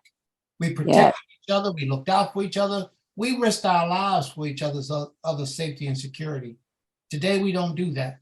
So I do recognize that it was well organized, well structured, but the people followed instructions. Today, people don't follow them. Who makes you king over us? How you gonna tell us what to do? What you got to? That's the mentality we have today. But back then, it wasn't an issue like that. If you know, then you lead, and we follow, and we had no problem with it, and we survived. We survived, but not today. Because every man does what's right in his own mind today. Every man thinks he has the answer and the way, and nobody's producing anything, nobody's showing anything, and nobody's elevating anywhere. We just having classes, talking our talk. I think it goes back to what you shared with us to the beginning of the day about 10 minutes of silence. You spend 10 minutes of silence a day, you're not going to hear from the Most High. That ain't enough. So I think our time that we spend in meditation and silence opens our ears and our ability to hear from Yah. That's who's guiding us in those times in darkness and trouble and uncertainty. The Spirit, the Ruach HaKodesh, is going to guide us. And we can't depend on nobody else sometimes, but the guidance of an invisible spirit. So not 10 minutes a day, more like an hour a day would be more sufficient, or even more, depending on how we're led. But 10 minutes a day ain't enough these days to be able to hear clearly from what the Most High is saying. Okay. All right. Total Rabah. Brother Prime Minister. I agree. I just want to elaborate on that. It just, basically, that's how it is. That's what works for me. I don't want to get too personal, but I know I try to set myself up, even if I have an 8 a.m. day, get up maybe 5 a.m., go to sleep early, and give at least 3 hours in the morning to y'all, read Torah, whatever. Then I stop off. We don't need no hour lunch. I'll take that hour and go if you're able to do it, the better for you. If you're not, then it's still understood. But I've been put in a position where I could do that. And then you got to give that time. You know, you spend all that time back and forth on the phone with a long distance relative. Look at the phone and wow, we've been on the phone for 3 hours. Utilize the time and communicate with the creator and you'll get far. I'm speaking Amen. from experience. I'm speaking from experience. Yeah, amen. That's true. Well, we can't say that neither, but we'll get it to that. It's a lot of words we shouldn't say, but I understand. So be it. So be it. He didn't call himself. Well, what's happening is what you just said was the same thing we said earlier in class at that 11 o'clock hour. You know, that's why it's so important that people come early because you miss a whole heck of a lesson. You know, we talk about a lot of things, but what the whole focus is to build us up internally, our discipline, our honor, our integrity, our loyalty, you know, to make us stronger in every way so we'll know how to live this thing as opposed to just talking this thing. That's the key to survival when you're dealing with a holy and righteous people in the midst of chaos and turmoil. We have to learn how to inwardly, within our inward selves, serve the Creator. And once we learn that, we got half the battle won. All right. Are there any other questions about today's lesson? Anybody want to elaborate about what they've learned? Share a point of view of their understanding of what took place? Anyone?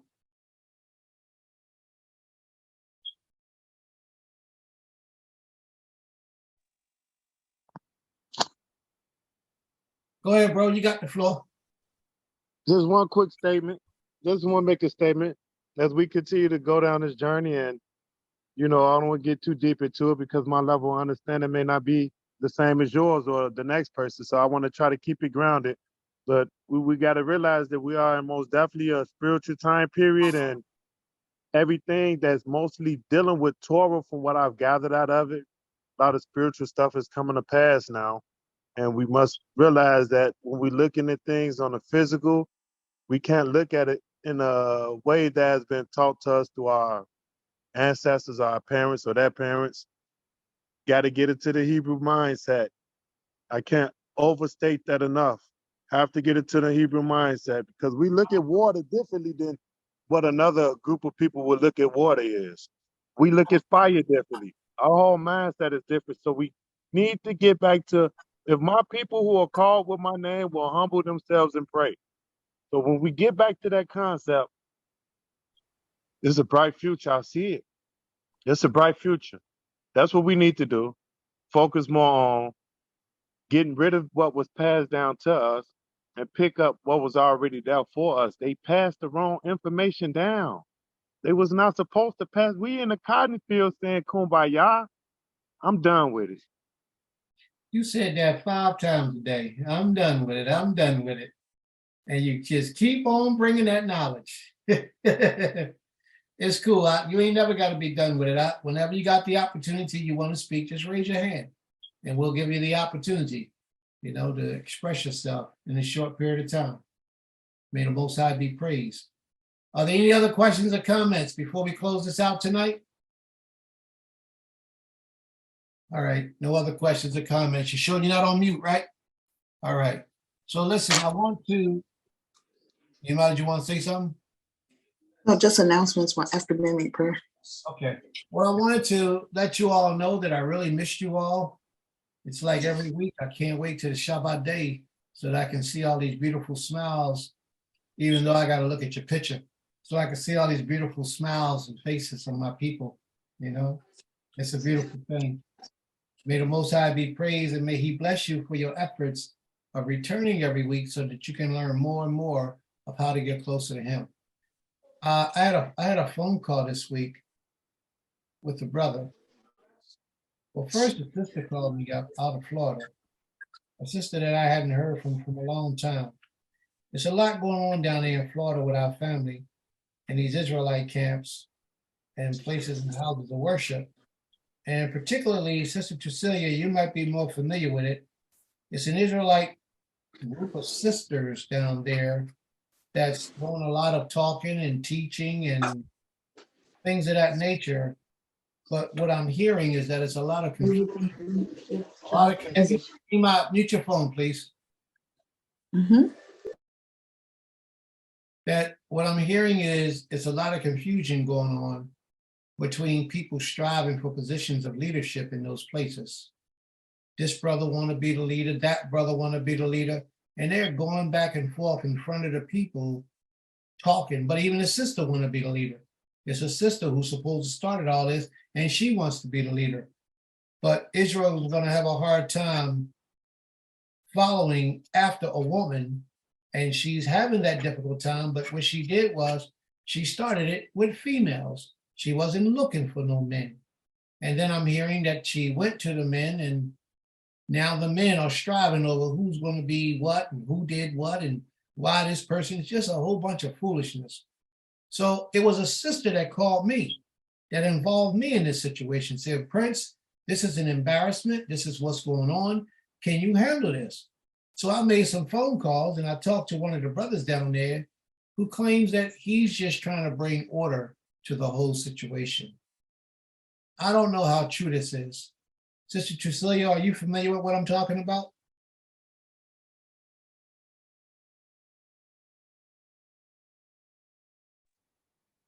No, I'm not. I haven't been following them. I know that I know the lady you spoke of who started the group with the women. But I did hear that before this group was formed that the male gender was striving to be in leadership there, but I don't know what's going on right now because I haven't been keeping up with them at this point. So, Brother Benjamin, Sister Abigail, are you familiar with what's going on? Yeah, I'm kind of familiar with what's going on. I mean, I wouldn't even know where to start. It's a lot. It's just pretty much everything that's been going on this whole time. It's just been escalating, and some brothers, don't want to listen to what another brother has to say, and it's the same battle of who's right, who's wrong. Lately, it's kind of been like a text thread going around, and it's just been a lot of information and things that shouldn't be said about other people. Like, a bunch of personal information is coming out and it's going back and forth, and it's just really getting out of hand. I kind of blocked myself from the situation yesterday. I actually took myself out because I really don't want to be part of that negativity that's going on, Yeah. It's not righteous, man. I don't like that. And this is why the sister called me up in response to just what you just said. It's a whole lot of negativity, and it's an embarrassment. Yeah. Taking place right now. She says she hate to call herself a Hebrew Israelite because of how leadership is demonstrated in their actions. Yeah. Brothers, men, males, calling each other out of their names back and forth, being very disrespectful, telling business. She said one brother, 4 women came up and accused him of having sexual intercourse with them and taking him as wives and then dropping them by the side. 4 women. And this man is striving for a leadership position. This is ridiculous. Sister Viata, are you familiar with this? No, I'm not. Thank goodness. I am familiar with it, Prince, although you did not ask me. Yeah, I didn't know. The brother that is the brother who's trying to, anyway, it's a hot mess. It's an embarrassment to Hebrew Israelites all over the world.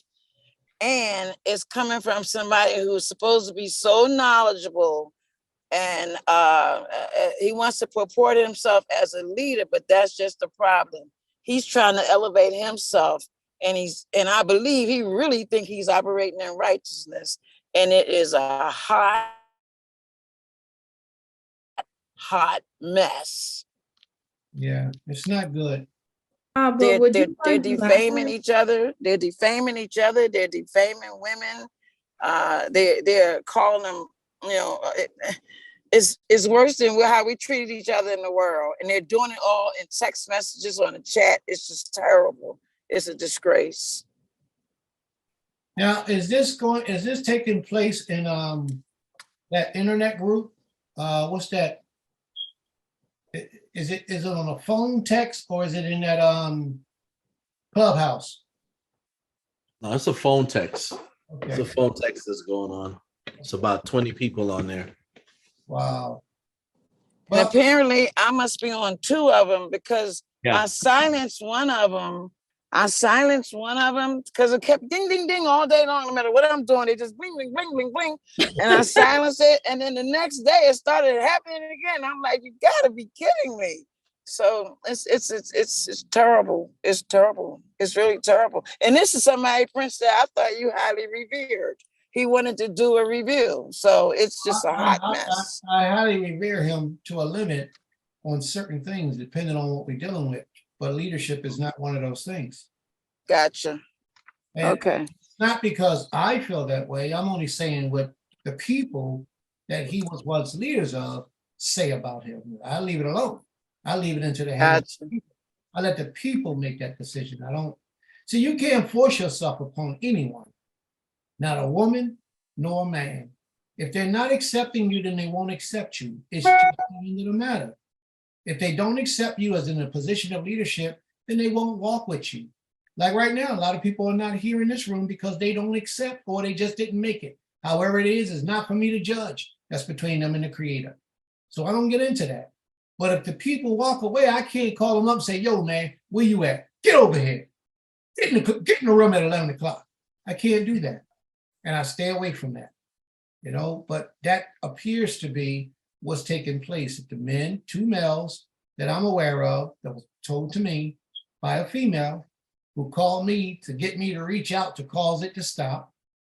She come to me and she talked to me. She called me actually on the phone and she begged me to please help this situation because these brothers is off the chain. She told me who the brothers was. She told me a bunch of the conversation that's going back and forth and how disrespectful and embarrassment it is.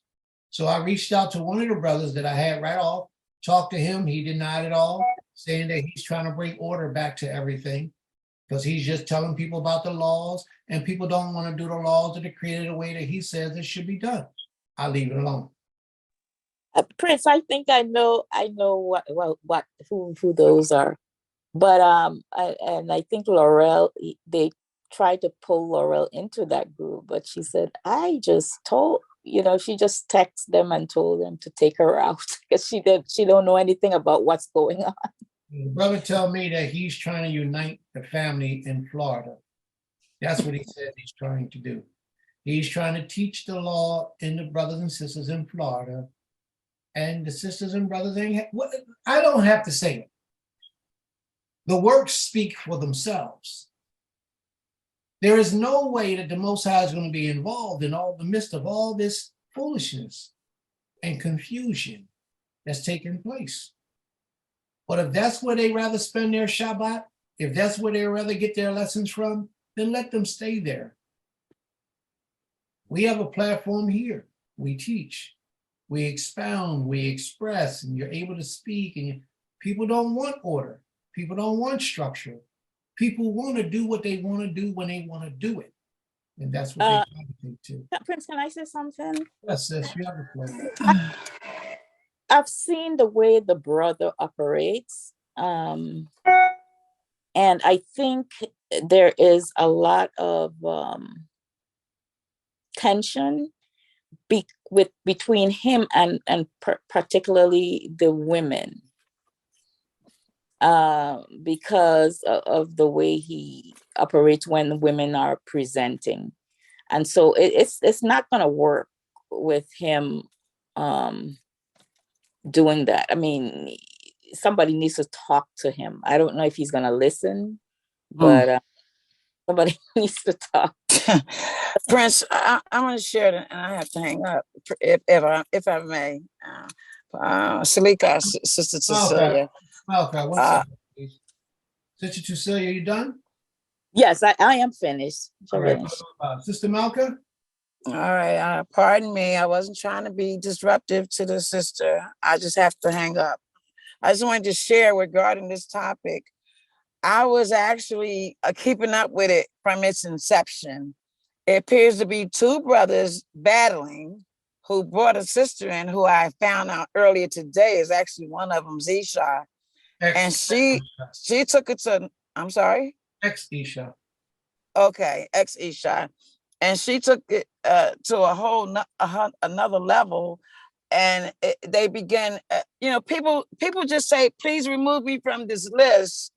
And they would attack them. And I tried to tell one sister, and she said she's training for her master's degree. This is disturbing her. I said it's disturbing to a lot of us. And boy, I came under attack.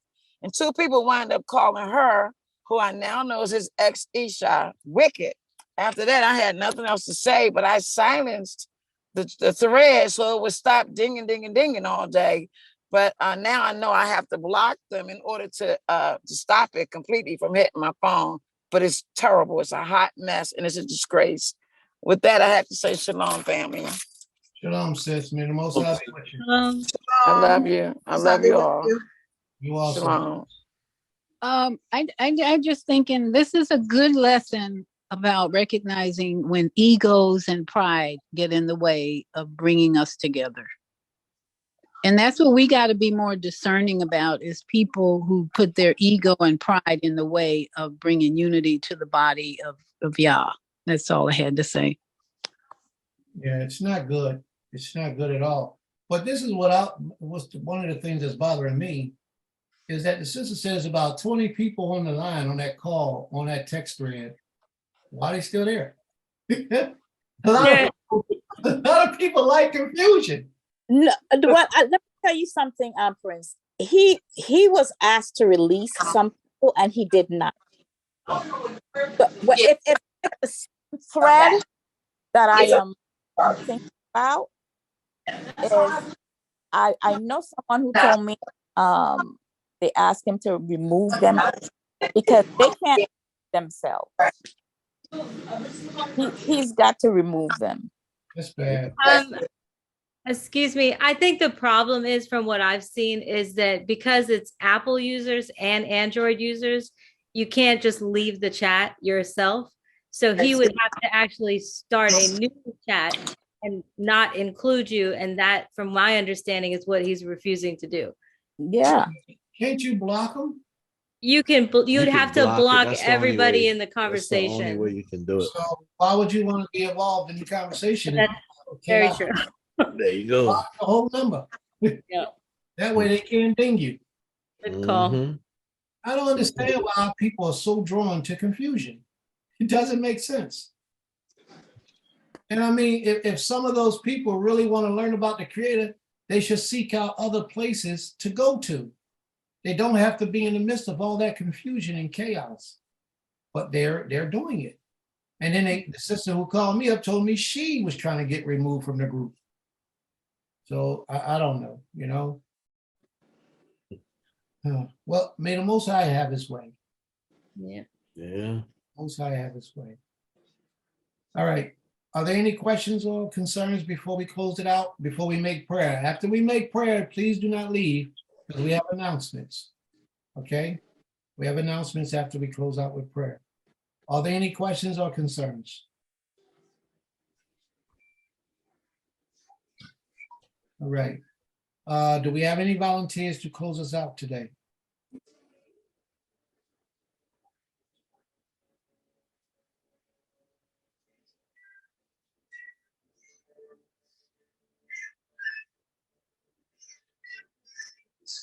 Any volunteers to close us out in prayer today? All right. You have the floor, Isha.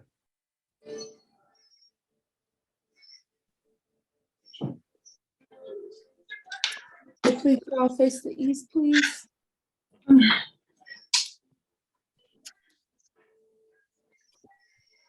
Heavenly Father, our Master, the Creator and our God, we want permission to approach you at this time.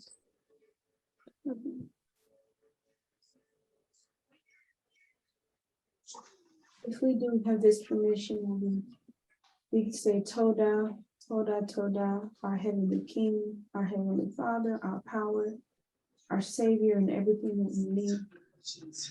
Ha Elohim, we give you praise, honor, and glory for all that you do for us. Thank you for allowing us to be here for your Shabbat, the lessons that you have allowed Maish to put forth in front of us, understanding our history, understanding how we even became a nation through our foremothers, understanding genealogy. All of this is important, especially to those that are just learning, such as myself. And I'm grateful for this knowledge and for this community of people that we do have here, the ones that missed it, that are usually here, but you know who is usually here. I'm grateful for this community. I'm grateful for this call. I pray, Abba, that you please allow your protection to be over us, our households, our families, our friends, as we go into the evening. Well, we are in the evening, but as we go into it throughout the evening and until the next bokeh, please allow us to wake up as you see fit to dedicate the next day to you. I do pray, Father, that you please receive all glory, all honor, and all praise from us. And we thank you for all that you do for us. Please continue to work with us in our inward parts. Please forgive us for the many things that we do. Please forgive us, Father. Allow us the time to just help us to reconnect with you. Help us to understand how to reconnect with you and to honor you. We thank you for all things and everything. And we all say, Toda Abi, Toda Rabbi Most High. Salah. May the Most High be praised. From everlasting till everlasting, he is King. Thank you for that prayer. Greatly appreciate it. All right, I'm going to stop the recording and we're going to give the announcements for the day, for the week. Give me 1 second.